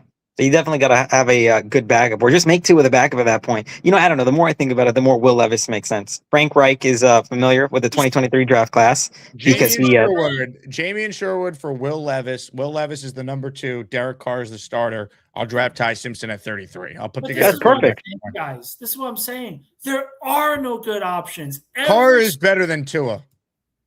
But Jake, you are arguing over what I think is a C to a C- player. I want to win, damn it. My head coach has superpowers. I need to see it. Play call is my superpower, really. We're arguing over C and D players. You didn't think Aaron Glenn was asleep. Who are you to argue with anyone, Nick? So Daniel Jeremiah's top 50 prospects as Aaron Glenn looks on for the Jets. Christ, superpowers sleeping. Aaron, wake up! Fernando Mendoza 1. Jeremiah Love, who we'll also see on Saturday here on NFL Network. Good call, looking down. Generic Mike Collinmore. You're for now on known as Generic Mike. That was well done. He's not looking down. He clearly dozed off, no matter what you say. I wasn't the only one that said it. There are other people coming into his defense as well. People with the Jets whose job is to defend Aaron Glenn. Glenn. What was it? Who was it? Was it Evan Roberts that said it? He clearly was looking down at as pad. The iPad, whatever the hell he was looking at. He was clearly sleeping, which I support. The guy needs rest. All right. This is gonna be the one debate that we have for decades on. He was sleeping. No, he wasn't. All right, ladies and gentlemen, we're going to say goodbye to Nick. But first, Nick has one final message he'd like to give to Beastbreaker. Fucking diarrhea, cha-cha-cha. Jesus Christ. And I'm giving him his afternoon whatchalls right now. He likes this. Good for him. Beast, happy birthday. Always. Nick, how would you like to come to a barbecue this year? I'm good, buddy. Thank you. You're gonna miss out on them steaks and some burgers and some hot dogs and even some Polish. That's fine. That's fine. And you're also gonna miss some bratwurst too. That's fine. I appreciate the offer. Hey! It's a one-time only thing, my friend. Because like I said, if I got that spatch in my hand, everybody better back off because I'm the one with the spices here, not you. Just remember that. But you're also gonna miss the fried chicken too, because I'm gonna be cooking up some mad ass fried chicken. That's cool. I'm gonna take you bowling too. On top of it, are you a bowler, Nick? I used to be. What's your average? What's your average? I haven't bowled in over a decade, Beast. I don't know. Don't worry, we'll take good care of that.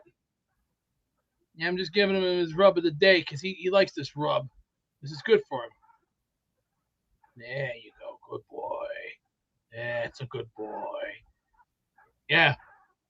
So Nick, I'll tell you what. You go enjoy yourself, and you have a great day. And remember, tomorrow we're supposed to hit in the 70s. Did you read the weather report? And what phone do you got? Do you have Android or do you have an iPhone? My schedule is kind of inverse right now. I sleep during the day, so it's a little bit of a different thing. Okay, so you're telling me you're a night owl. You're more of a. I have a job that is the night shift, so. I see that. What does everybody? Nick, thanks for joining us. I'm glad you and Beast got to share that moment on his birthday. Incredible. Happy to make it worthwhile. Appreciate it, guys. Thanks for coming on, Nick. Nick Faria, JetX reporter. Man has another job where he works an overnight shift and still joined us today. What a warrior. Human Fun says, Jake, just give Beast Nick's phone number so they can connect. Tom A says, I do rub of the day twice a day. I mean, who doesn't these days? One of my favorite bits is throwing our guest on with Beast. Paganardi writes in, wishing Beast a very happy birthday. Hell yeah, Paganardi. You're in the raffle for 2. Right now, we're going to raffle away at the end of the show a Don Maynard signed photo. That's the raffle prize. So enter for that. We only have 7 gifted memberships. I'm going to make it 8 shortly. Click the like button. Make sure you're subscribed to the channel. If you get a membership from me, you're a channel member, and you're in the Asmaniac raffle coming up at the end of the show for this signed item. Bino with a super chat predicting an 80-20 Leany dub over Beast. That'd be a huge shocker. Anything can happen in Asmaniac Madness, as we know. 1 membership from yours truly has been gifted. Diamond! Listener Manny Palucci is the recipient of the gifted membership there from the YouTube algorithm. So, Manny, you are in the Asmaniac raffle for 1. Let me get to more of your calls here, and then we will wrap up the show. Let's say hello to Snowball, who's next. Hello, Snowball. What's up, Jake? How are you? I'm good, Mr. Ball of Snow. How are you? Doing well. Listen, I just called in to wish Beast a happy birthday and to invite him to go bowling. Well, you are the Mr. Bowler. I don't know how many people know that. Yeah. So I think, I'd love to go bowling with Beast. So if he ever comes to New York, or if I remember where is he, Chicago?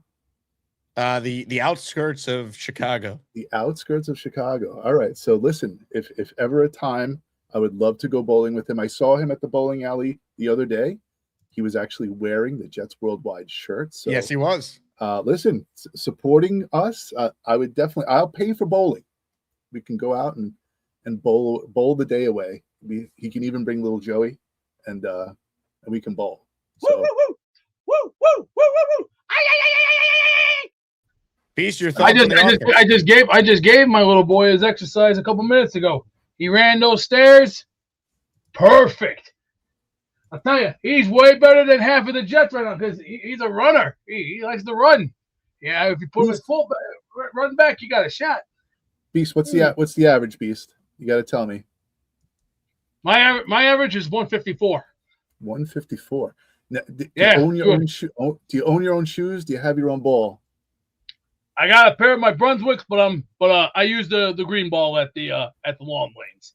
I'm a green ball guy. I like green balls better. They're easier to work with. I'm not a 14 or a 16. I'm sorry, but I got a surprise for Gary. I know what you're thinking, punk. You think did he fire 6 shots? Or did he fire 5?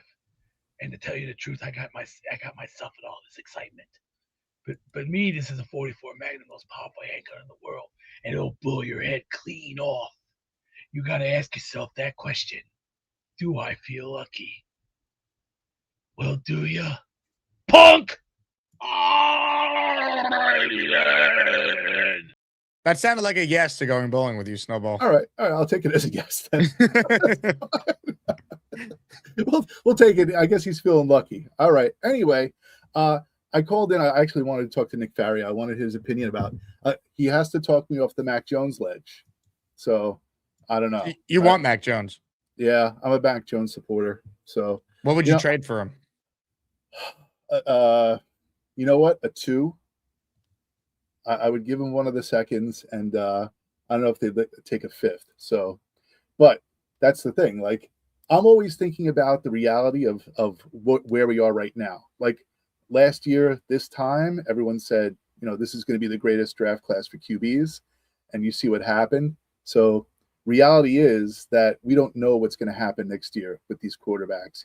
Like people were saying, Arch might go back to school. I don't think he is. You just told me that you spoke to people behind the scenes, right? Like, he's definitely coming out. He's definitely going to the Jets. If the Jets are in position to draft him, he wouldn't do the Eli Manning not going to play for a team, according to Gary Myers, who's been insistent on this. He talks to the Manning family regularly. We'll have Gary on the show because I want to go more in depth on that.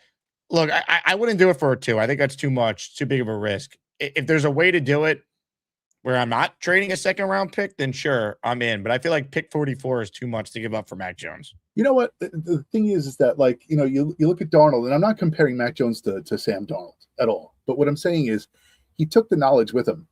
He went off to Seattle. He brought the 49ers knowledge with him, and he was successful. So I would just like to see someone with more upside than what we're doing. We can't just plan for next year. You got to plan for next year and beyond. So if all goes wrong, and you're hooking things up with the Jets, I think either Brissett or Jones are probably our best bets because they are the ones with the most upside from this year. So I don't know. That's all I have to say. But you can try to convince me otherwise. But I'm a Mac Jones supporter for now.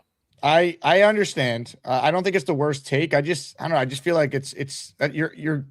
What are the odds that it actually works out with Mac Jones? I just think it's a lot to give up.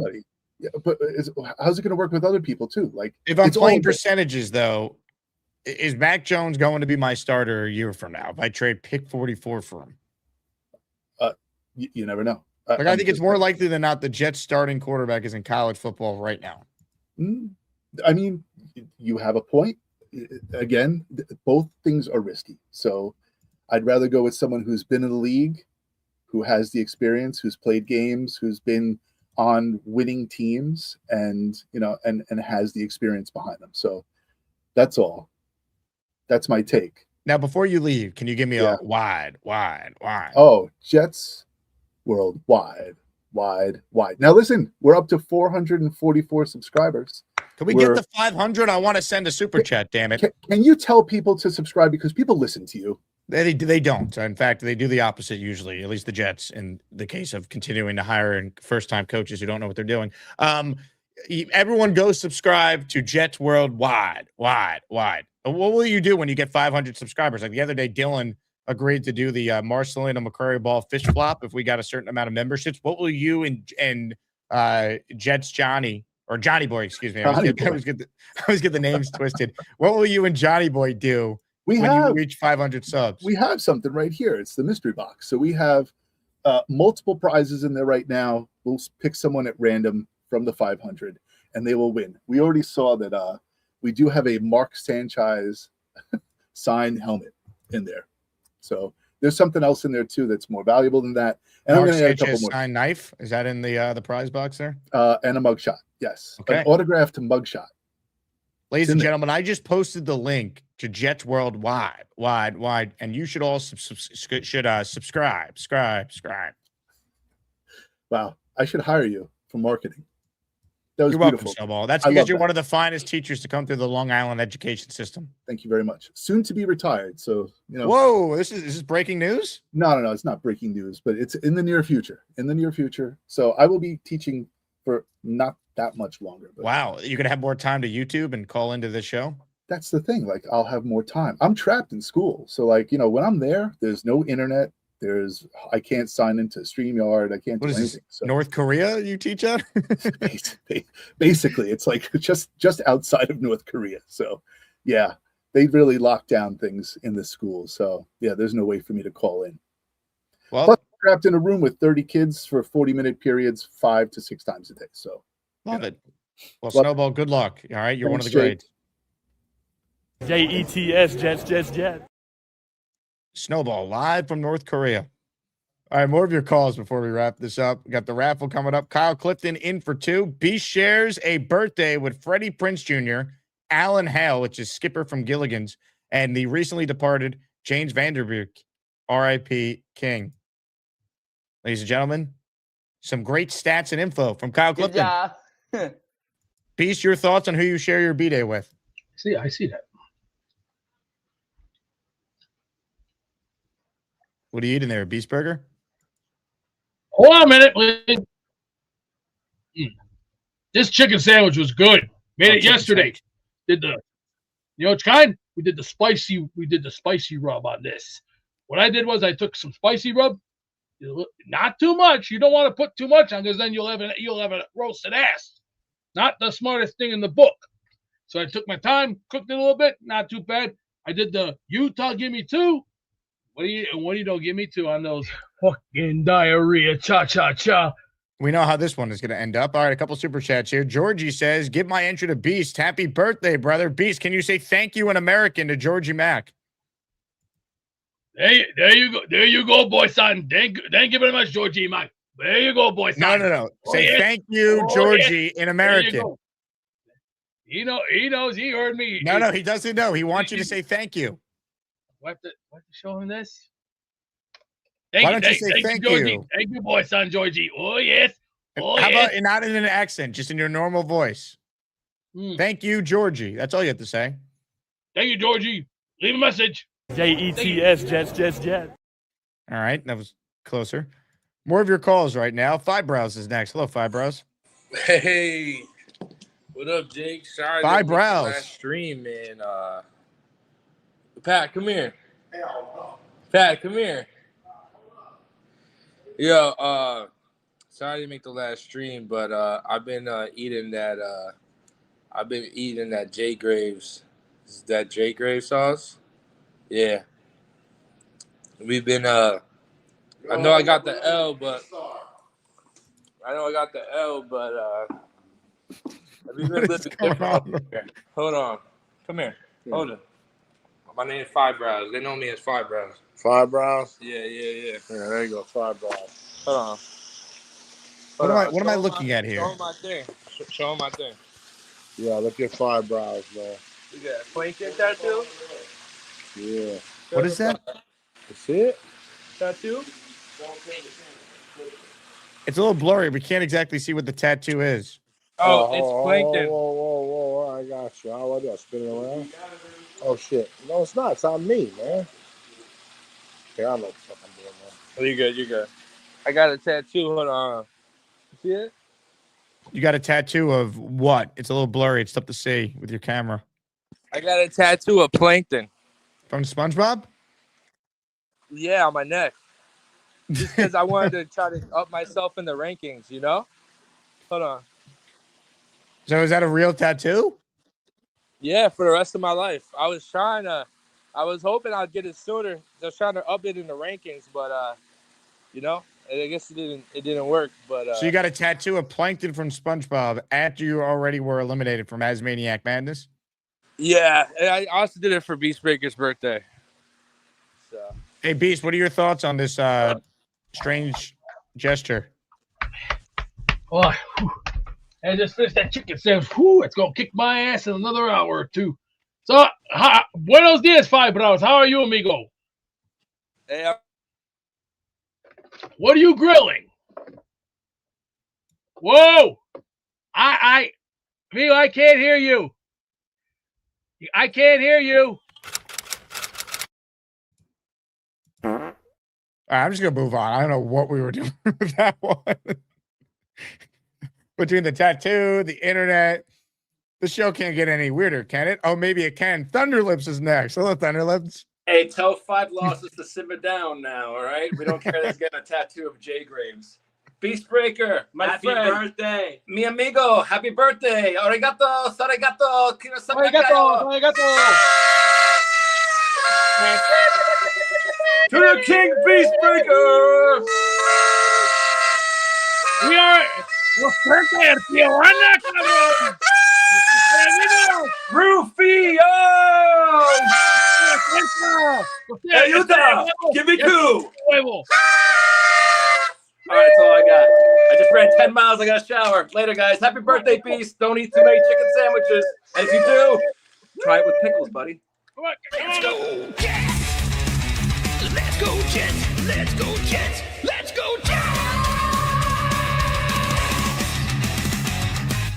Thunderlips could go far in this tournament, folks. All right. Now that he's motivated, his calls have just been on point.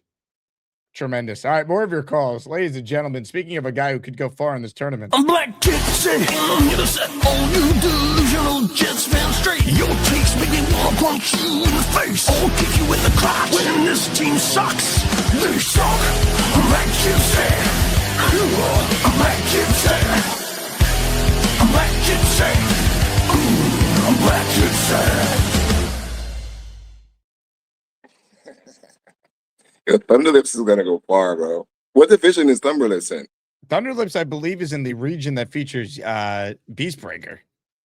Or I could check that though. Let me confirm. That's a hard out right there. Thunderlips is Thunderlips will play the winner of Beast versus Leany in the round of 32 if Thunderlips gets by Pork of the Morning in the 8-9 battle there. So Thunderlips versus Leany, because Beast is not winning against Leany. You think Leany's gonna knock Beast out? Gonna mop the floor with him. Wow.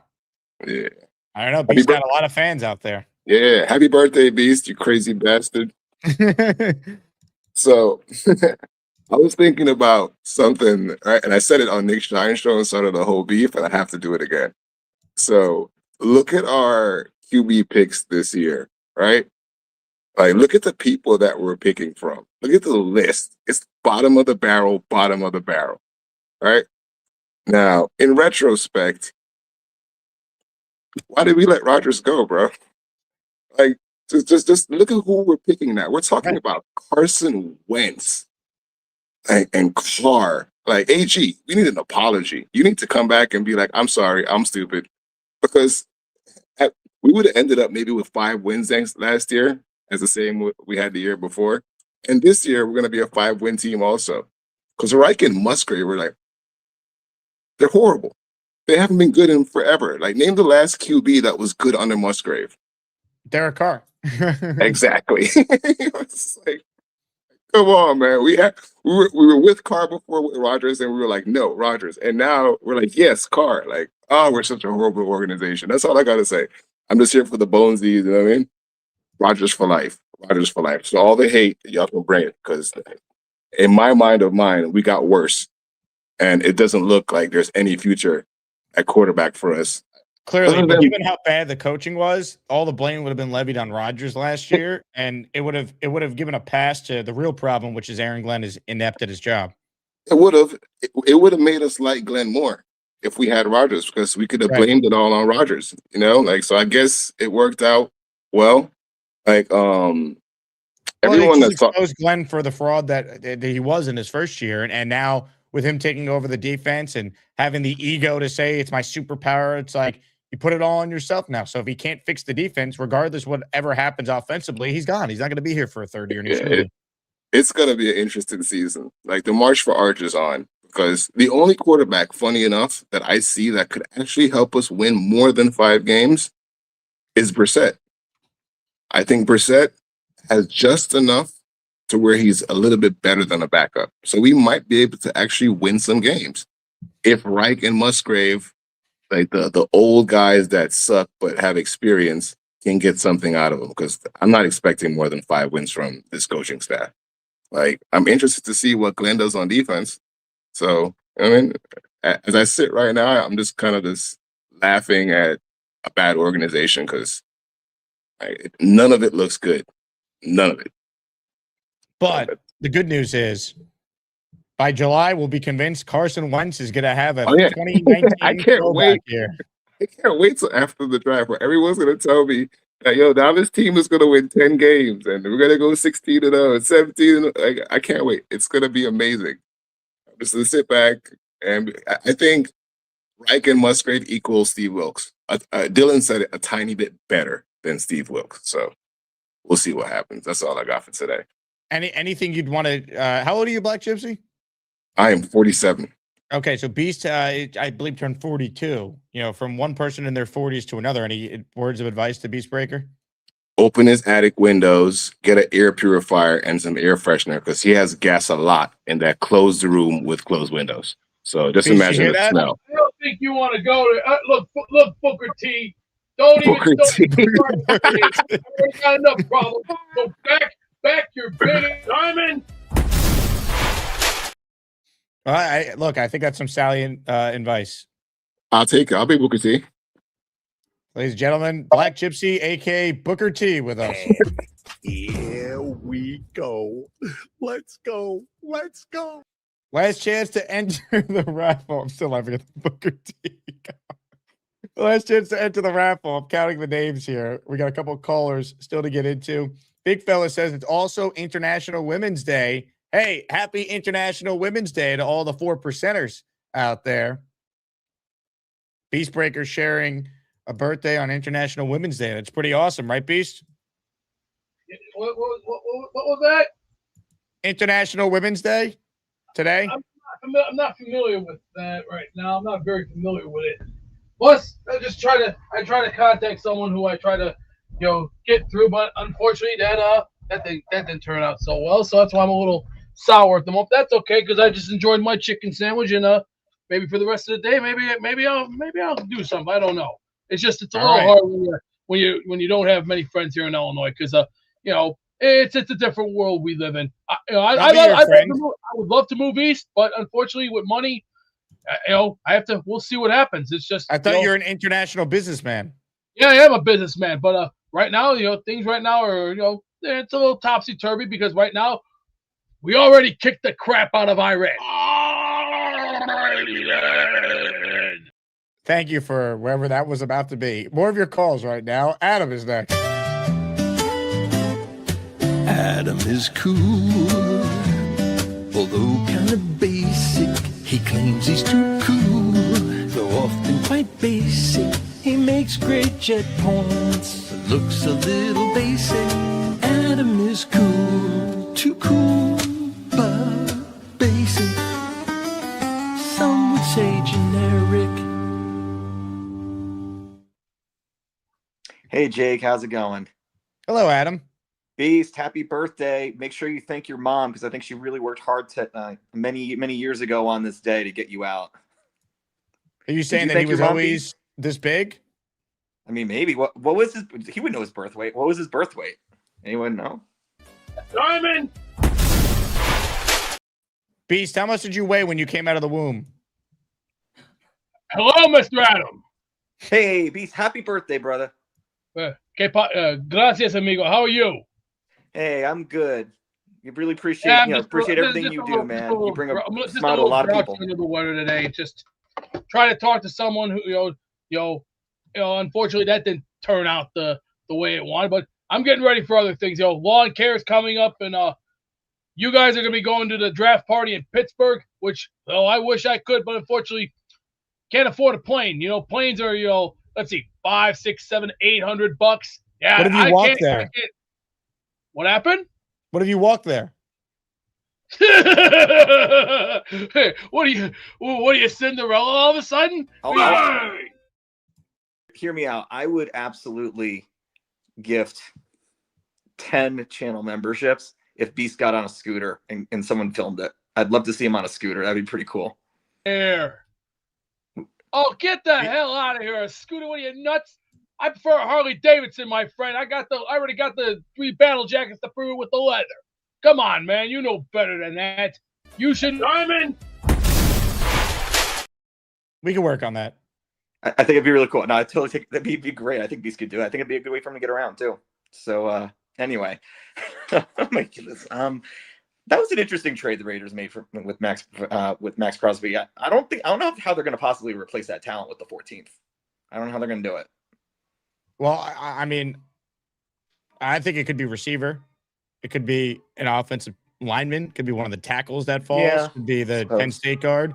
What would concern me from a Jet standpoint with that deal, what if the Raiders take a receiver at 14 and that was the receiver the Jets were hoping would fall to them at 16? See, I think a lot of teams are going to get in front of the Raiders for that reason. I think the edges and the wide receivers are going to come off early because there's going to be a lot of competition for it. That's my suspicion, but I guess we'll see about that. In terms of Tua, something that dawned on me, he's a lefty, which would then mean that Membu would be the blindside protector, which would be actually interesting. How did he fare as a pass protector this year? Do you remember how did he grade on that? Membu graded out really well across the board. He had an outstanding rookie season. Yeah, also that's awesome. I know the hype on Olu was pass protection in particular, but the run blocking was not as good as pass protection. So that would have been an interesting way to sort of change up the offensive line because it is something to factor in when you work with a lefty. 100%. It's look, I think at the end of the day, I don't want Tua, but that is an interesting point you raise. Membu would be Tua's blindside protector because he is a lefty. I hadn't even thought about that, so it's a good job by you. Yeah, I appreciate you on that.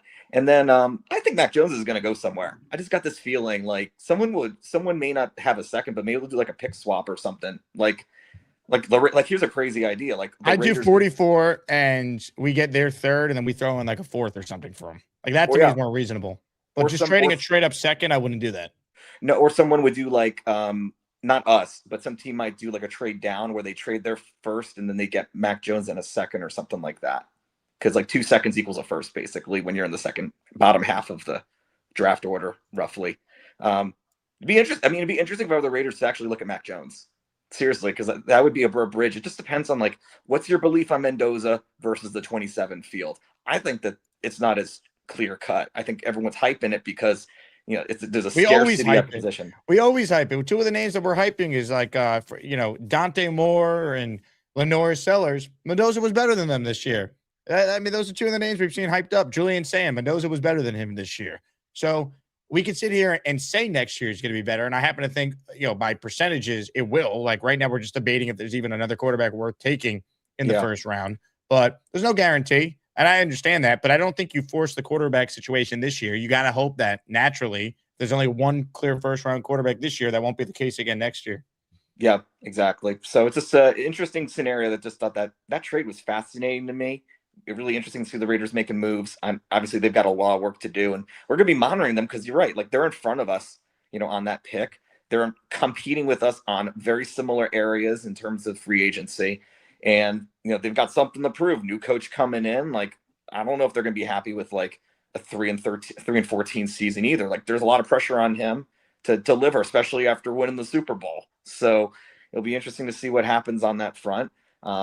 I'm really interested. I'm really excited about the madness. I've already got some videos cooked up, Jake. I'm already preparing. Oh, so, let's go, Adam. I'm excited. I know. You're in the Dangerous Alliance region. That's a big time region. It is. Now I'm trying to remember, is there a schedule posted on when the matchups are going to be? Roughly. I'm just trying to make sure. We're working on that. We're going to have a better idea, but just if you kind of follow along, we're going from left to the right. So we're going to go down in order. So Kyle's Monday, tomorrow morning. Rob is against Allen in the afternoon. Assume we do 2 shows a day, Monday through Friday. Yeah. And then a show on either Saturday or Sunday. Most likely Saturday will be the targeted time. So we kind of go in order here. Like it'll be sometime early next week, if I had to guess, against Jim Hall.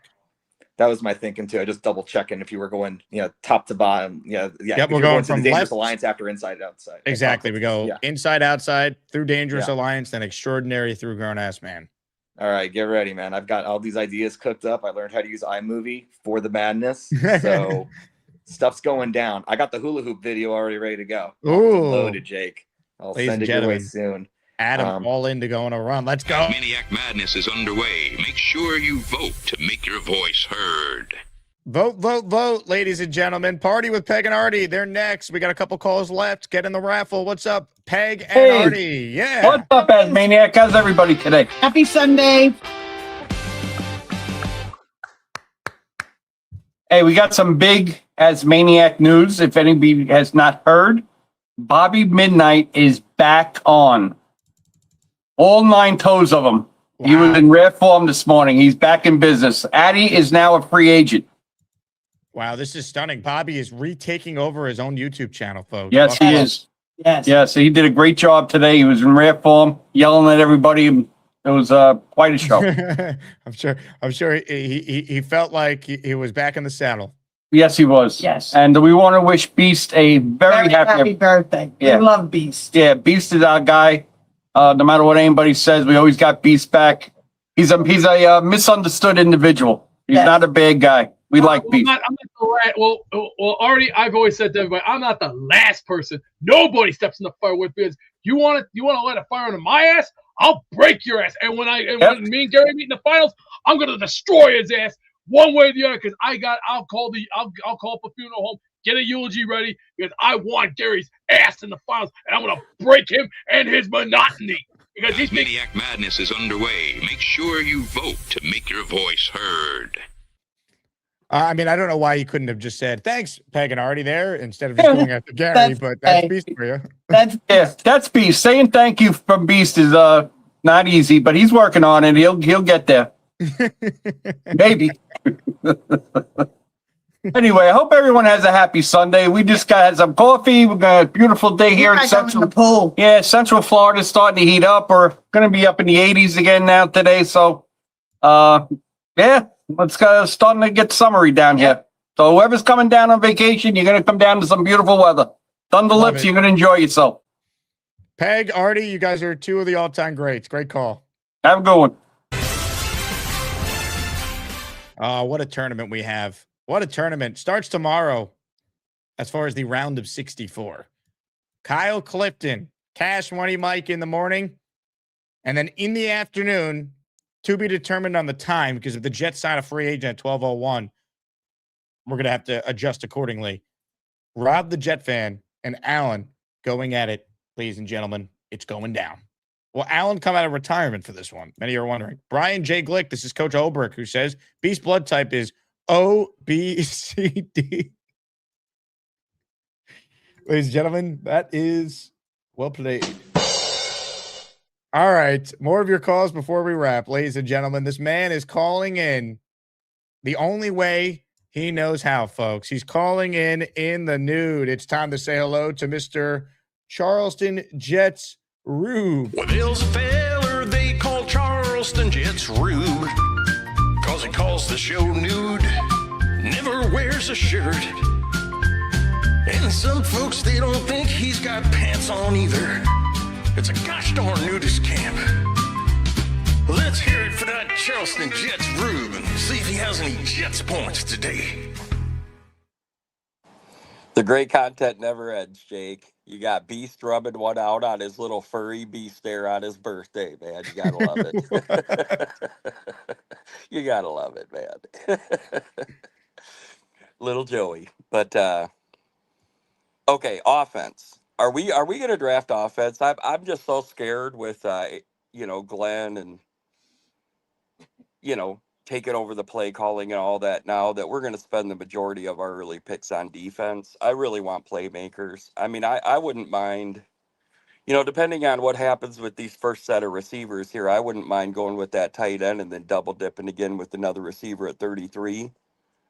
Ultimately, I'd like to trade out of 33 and pick up a third rounder. But then also, it's not sounding too good about Simpson or ABT coming back. Can we get a guard in day 3 that's actually just average or better? Is that possible? Can we actually get somebody on day 3 that we can actually plug in there and can play for us?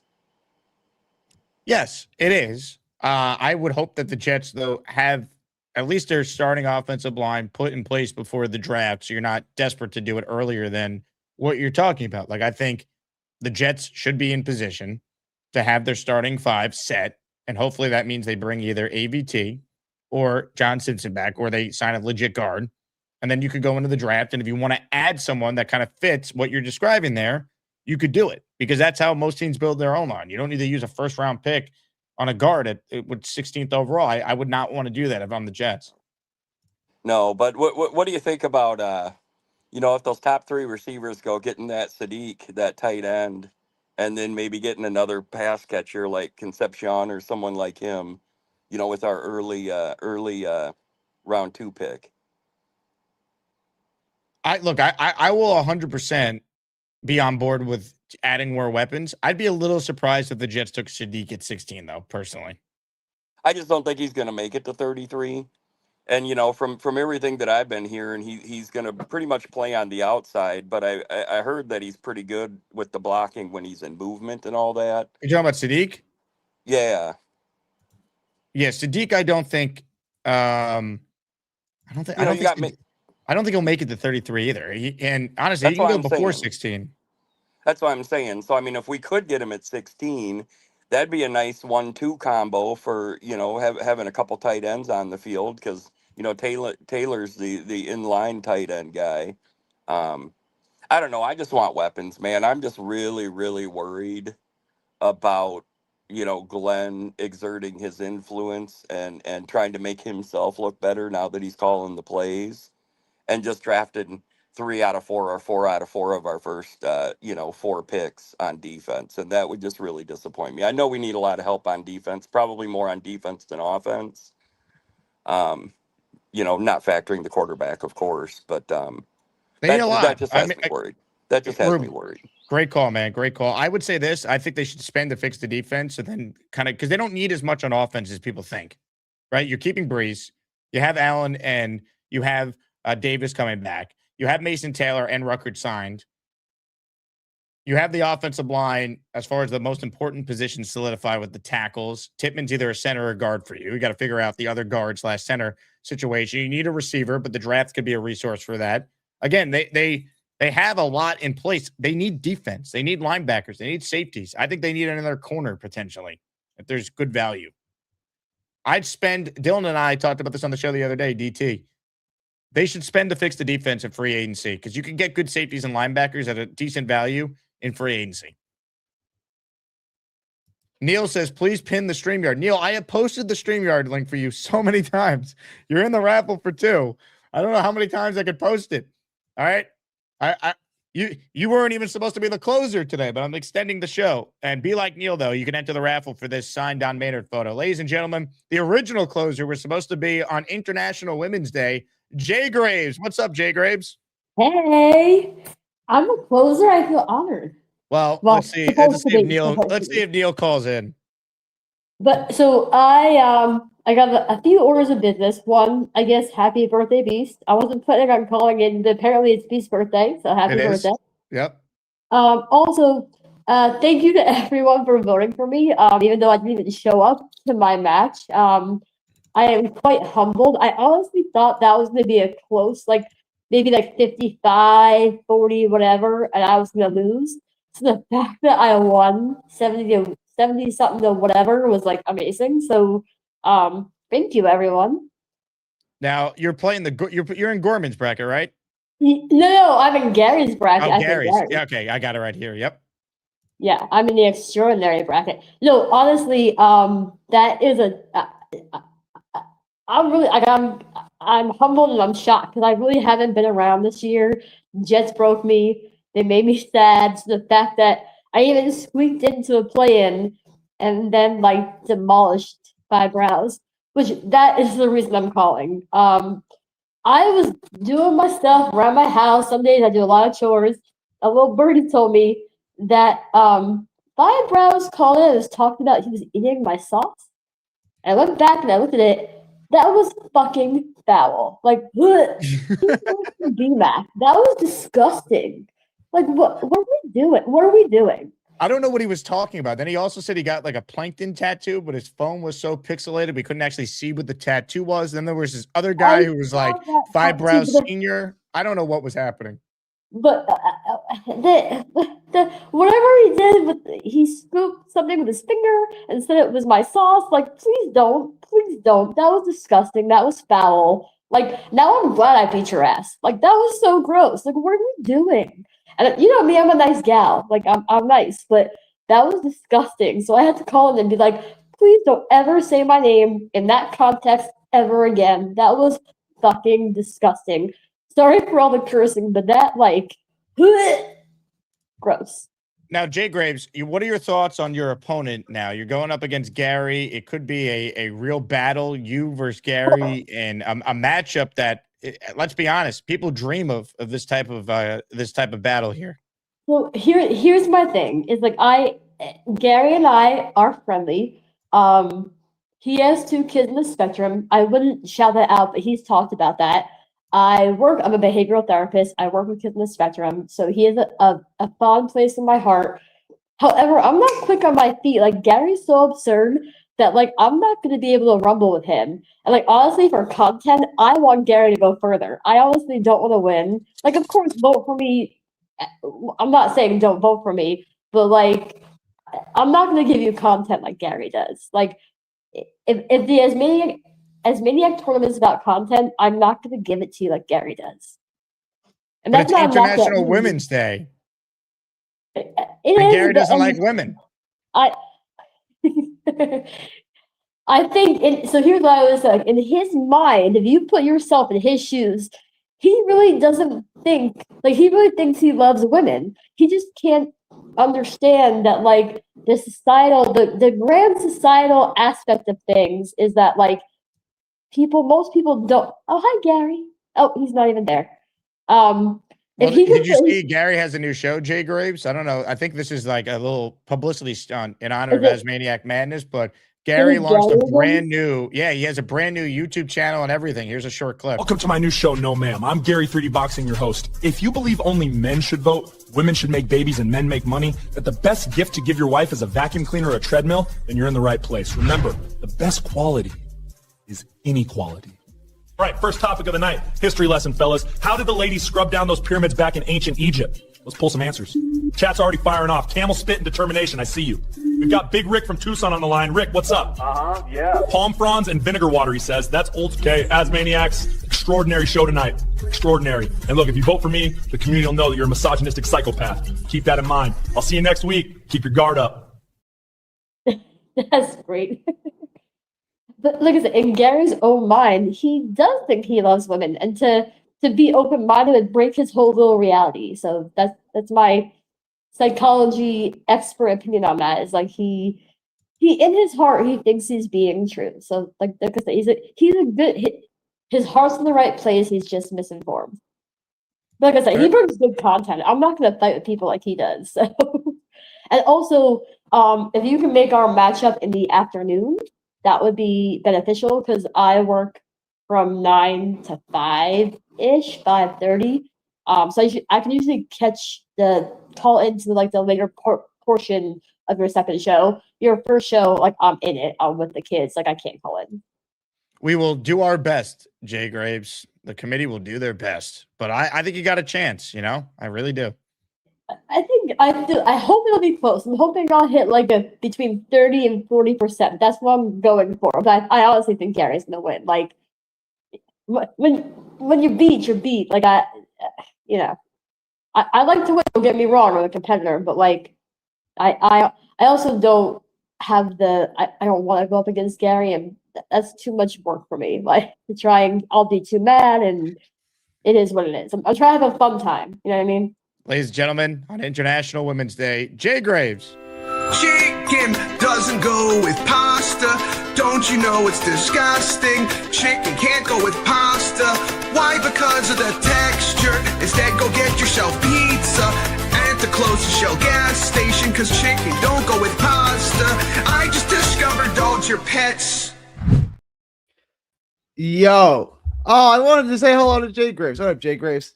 What up, Jay Graves? Oh, really? Oh, there you are. What up, Jay Graves? Happy birthday, Beast. Last year, Happy I was a birthday. big advocate of you. I told everyone they should vote for you. Now I gotta go against you. So don't vote for Jay Graves. Not you. Not you.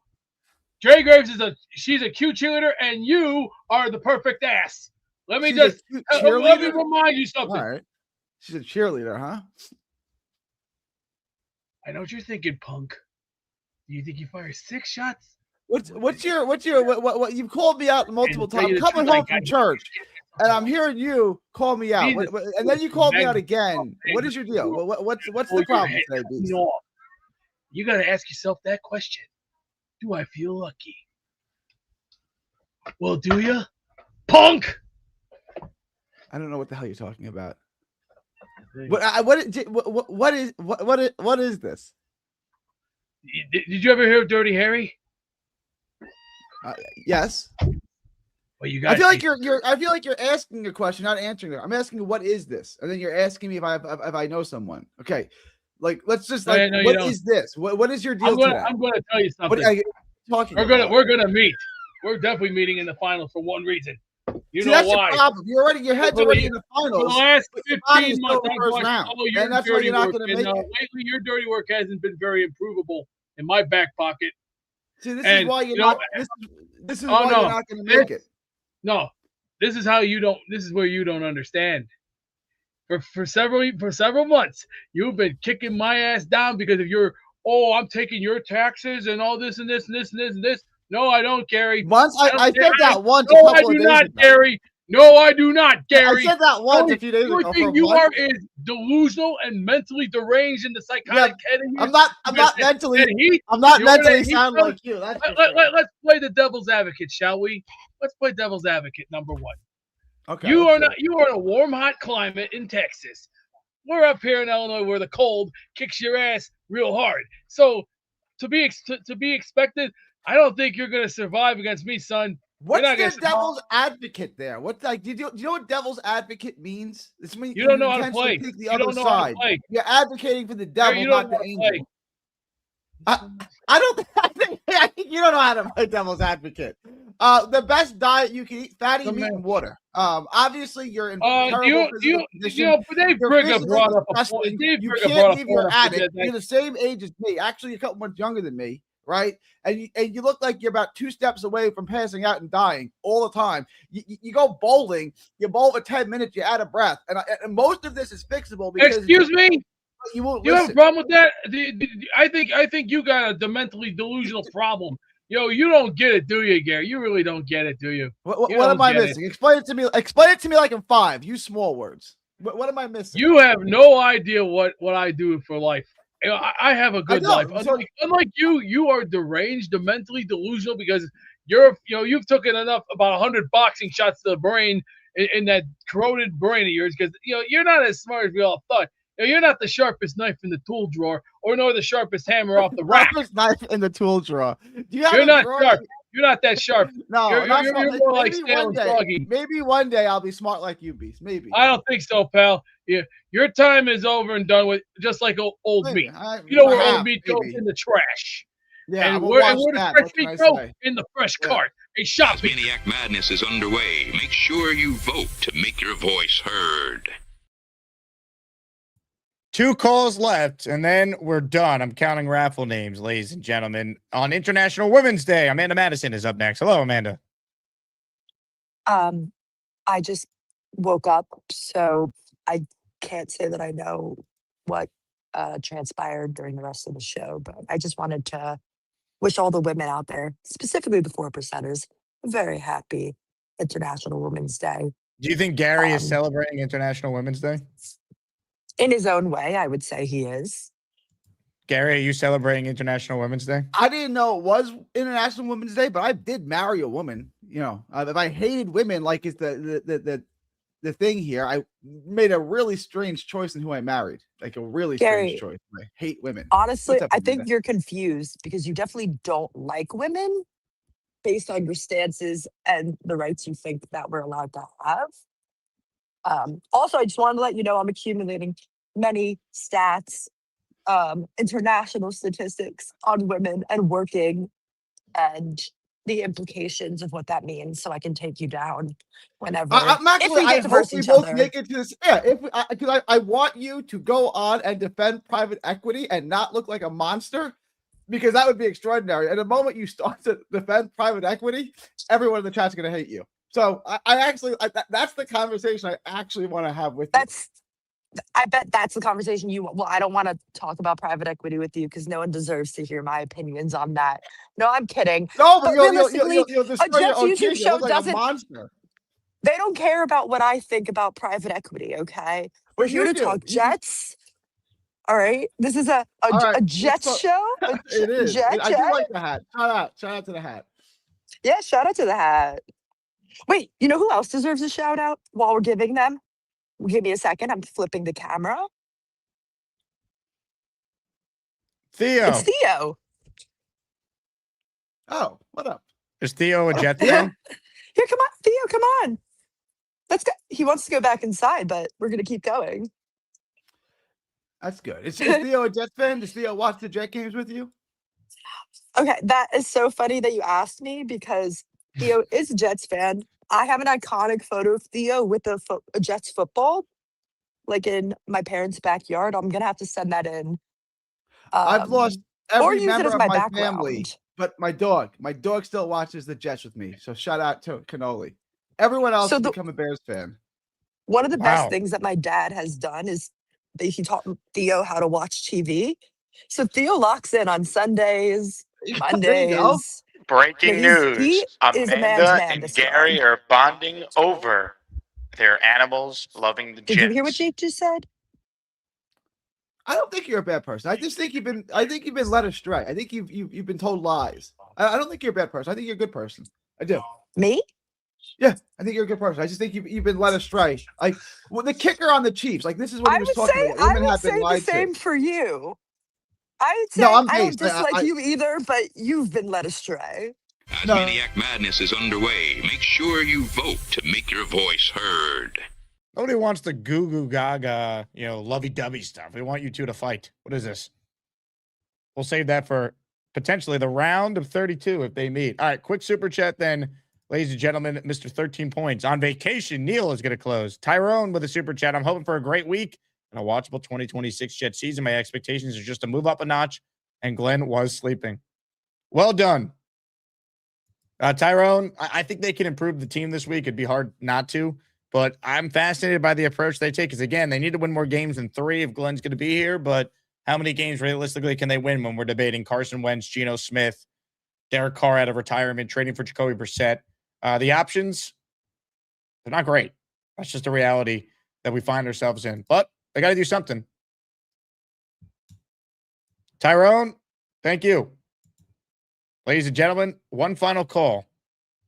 Joining us on vacation is a man with many points to make, but he doesn't have all day to make them. Hit it. Get ready for Neil. He will make 13 points about the New York Jets and maybe hump a Patriots jersey. Get ready for Neil.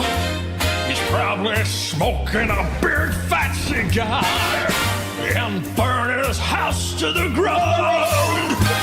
That's Neil.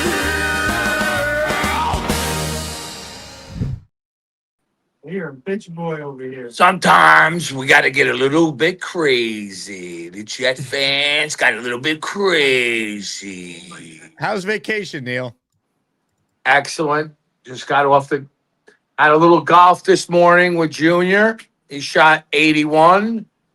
I have a little videos in there I sent you that we could play throughout the Asmaniac Madness.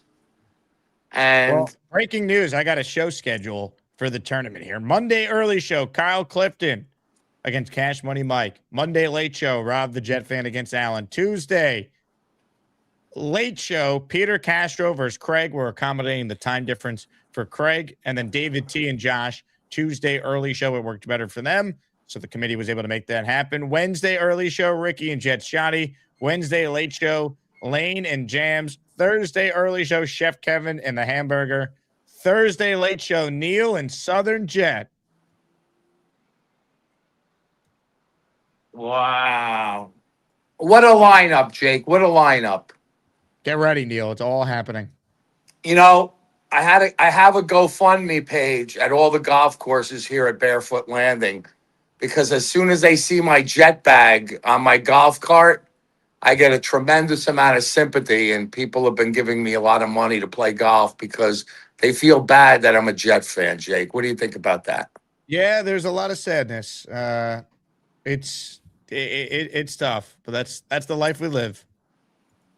I got one thing. I want him 1 point, and I want this guy, Taylon Green. I know Peter. Yes. He has the second fastest 40 to Michael Vick, and Michael Vick is about half his size. He could put Michael Vick in his shirt pocket. That's how big he is.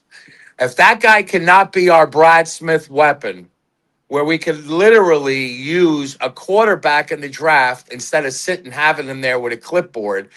Somebody who wants weapons, Artie, that's a weapon. When you have a guy 6'6", 235 that can run a 4.43, hurdle people, and is willing to do it, we have a weapon that we got to take. I don't care. You could probably get him. What do you think, Jake? Third or fourth round, maybe even later.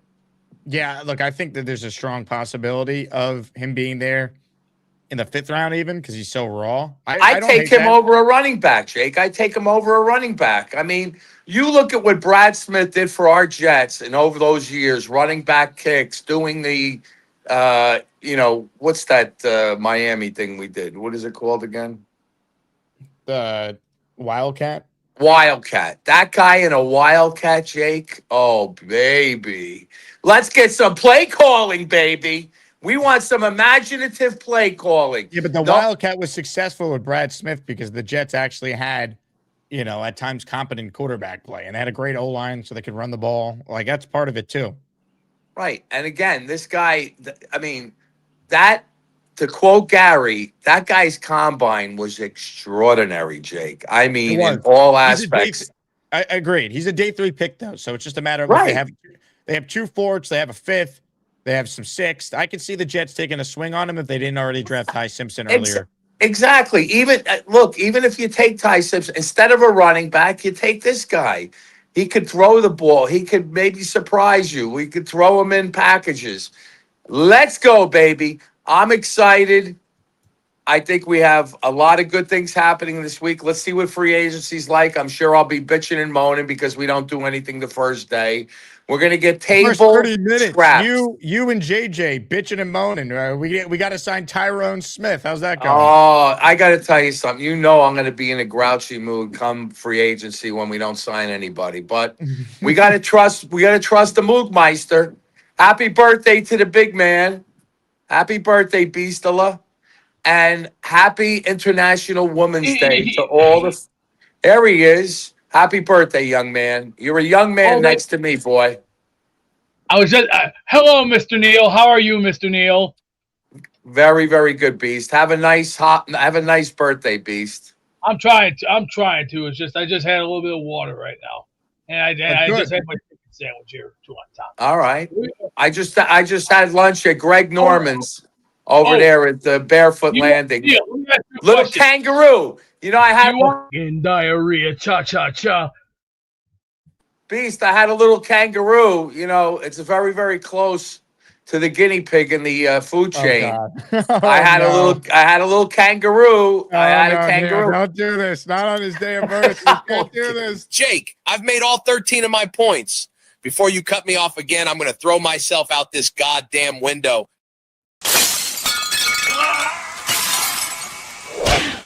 All right. Let me find a little vintage Neal from free agency a couple of years ago. We got to sign Tyrone Smith, man. One of the greats. Got to make that big splash. Jet fan in hell.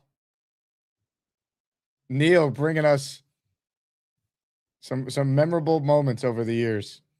I can't find that clip, but I did find this. I went to the Jet Golf Classic Monday. We all go to the locker room and everybody's showering. There's a line of guys. And who gets behind me on the line but Vinny Testaverde? Oh, God.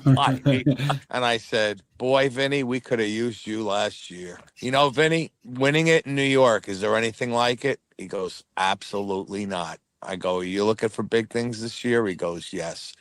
I go, how do you think Aaron's going to react coming off the Achilles? He did say that he's going to have some rust. He goes, look, it's going to be a little difficult in the beginning. They should rely heavily on the run the first couple of games. Oh, this is what I'm going to do to you all season, little bitches. One more attempt at trying to find this Tyrone Smith cut. Did I find it? I think I found it. It's one of these two. This Jet fan base is full of chickens. Who gives a shit about next year's draft? If you guys are not going to fly like eagles, and grow some goddamn balls. Get the hell off the chat and go hang out with Charles Gorman and his mother eating some chicken soup. I'm tired of this shit. If it's not that one, here's Neil a couple hours into free agency a few years ago. If we don't get Tyrone Smith and shore up this goddamn offensive line, I'm done. This is bullshit. Everybody's praising Joe Douglas. I gotta tell you, I'm starting to get pissed. This is the difference between a winner and a goddamn loser. We're a bunch of losers. I'm tired of it. Tyrone Smith's sitting there. What does Joe Douglas say? But draw the line. I will give you $12 million. Wait, you're not going to pay the guy? What are you waiting for? Jesus Christ, I'm pissed. Ladies and gentlemen, some vintage Neil. Nothing like it. How about some vintage Peter Castro in the meantime? Our coaching staff stinks. The team is never prepared. They're undisciplined. They make a million mistakes. And the coaching staff is terrible. He doesn't know what he's doing. Hackett and him are like having two drug addicts on the sidelines. They're no good. And if Rodgers doesn't fix this, we're all going to kill ourselves. What happens after Rodgers? They have no plan for that. It's going to be 10 more years of being the shit. Nothing like it. All right, let's get to the raffle and let's get out of here on a Sunday. Ladies and gentlemen, on his birthday, we say hello to the master of raffle ceremony. Woo, woo, woo, woo, woo, woo. I think Peter Castro should get the award of the year because that last take we just saw, that was funny of him to say, half this team is being run by crackheads and drug lords because they don't know what they're talking about. He makes a great point. Peter Castro should be definitely be on the Jets for coaching because he's got balls and he's got a little bit of brains. And Neil, he's a funny guy. I can't take nothing away from his golf game. I'll get there one day, but in due time. But now, I'm going to welcome the Macho Man, Randy Savage. Well, who's ready for the Wheel of Champions? Yeah. Well, it is now time.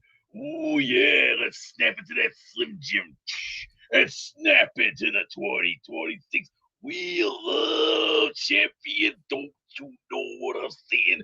Oh, yeah. You better know what I'm saying. Dig it.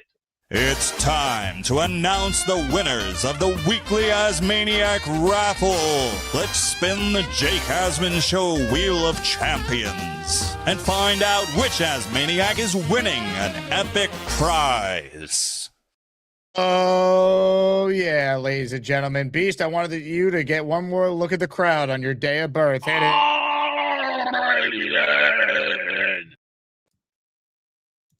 Ladies and gentlemen, the Wheel of Champions is now officially on the screen. Where's my music, please? Hit it. Here we go. Good luck to everyone. Only one can win a signed certificate of authentication included Don Maynard photo. If you win, please email me your name and address so we know where to mail it to. Good luck to everyone. Thanks to everyone who entered. You're in the weekly raffle. If you don't win this, even if you do win this, you're in the weekly as well. Good luck to all. Only one could win here on Free Agency Eve. Jeffrey, if I didn't shout you out, just know I did account for you in the wheel. All right, here we go. The winner is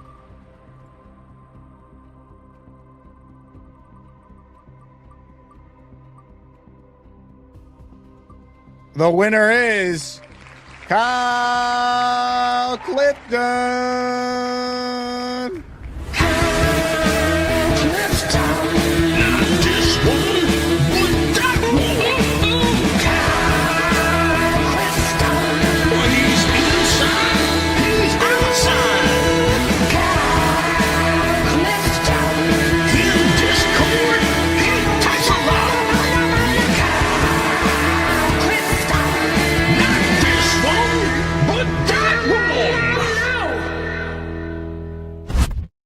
Kyle winning just a couple of days removed from winning a Jets jersey in another raffle, just a couple days removed from being the #1 overall seed. Who's got it better than Kyle Clifton right now, people?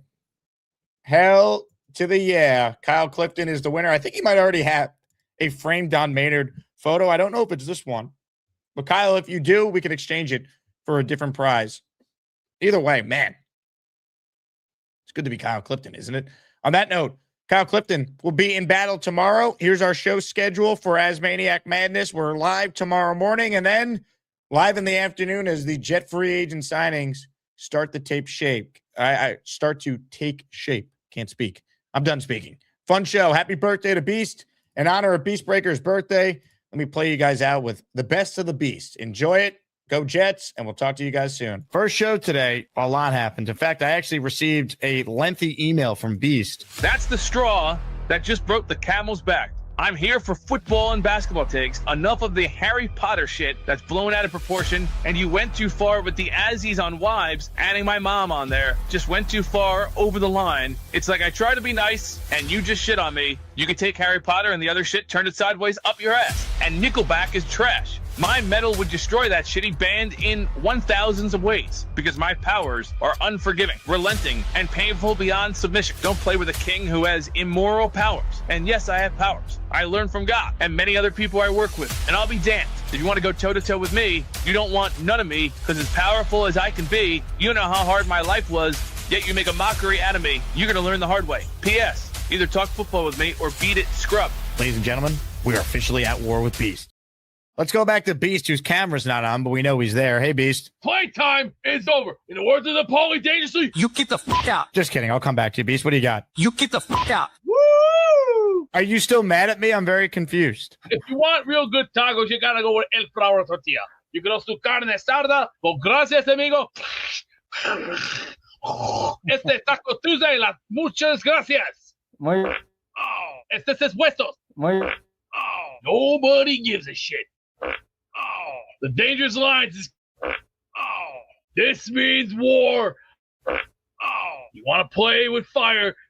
Oh, right here. Oh, piss off. Oh, He's gone. All right. I'm sorry. Farts are funny. Beast is called back in. Hey, Beast. I've already prepared the. Oh, I prepare.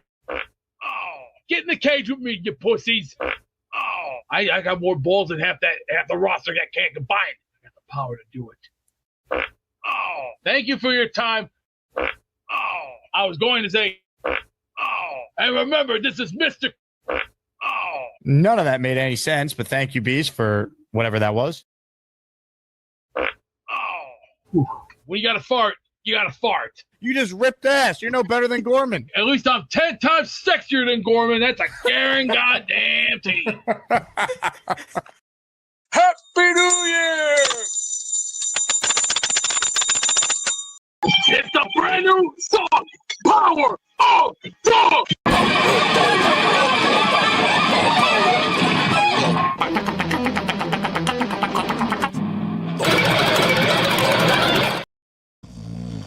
Hey, Beast, you're up?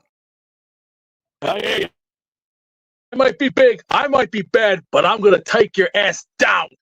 Hey, here's the deal. Just got no chance unless you click on that like button. And you got to make sure you subscribe to the Jake Asman Show. You don't, you can get the f*** out. Now let's go, Asmaniacs. We're built for this shit.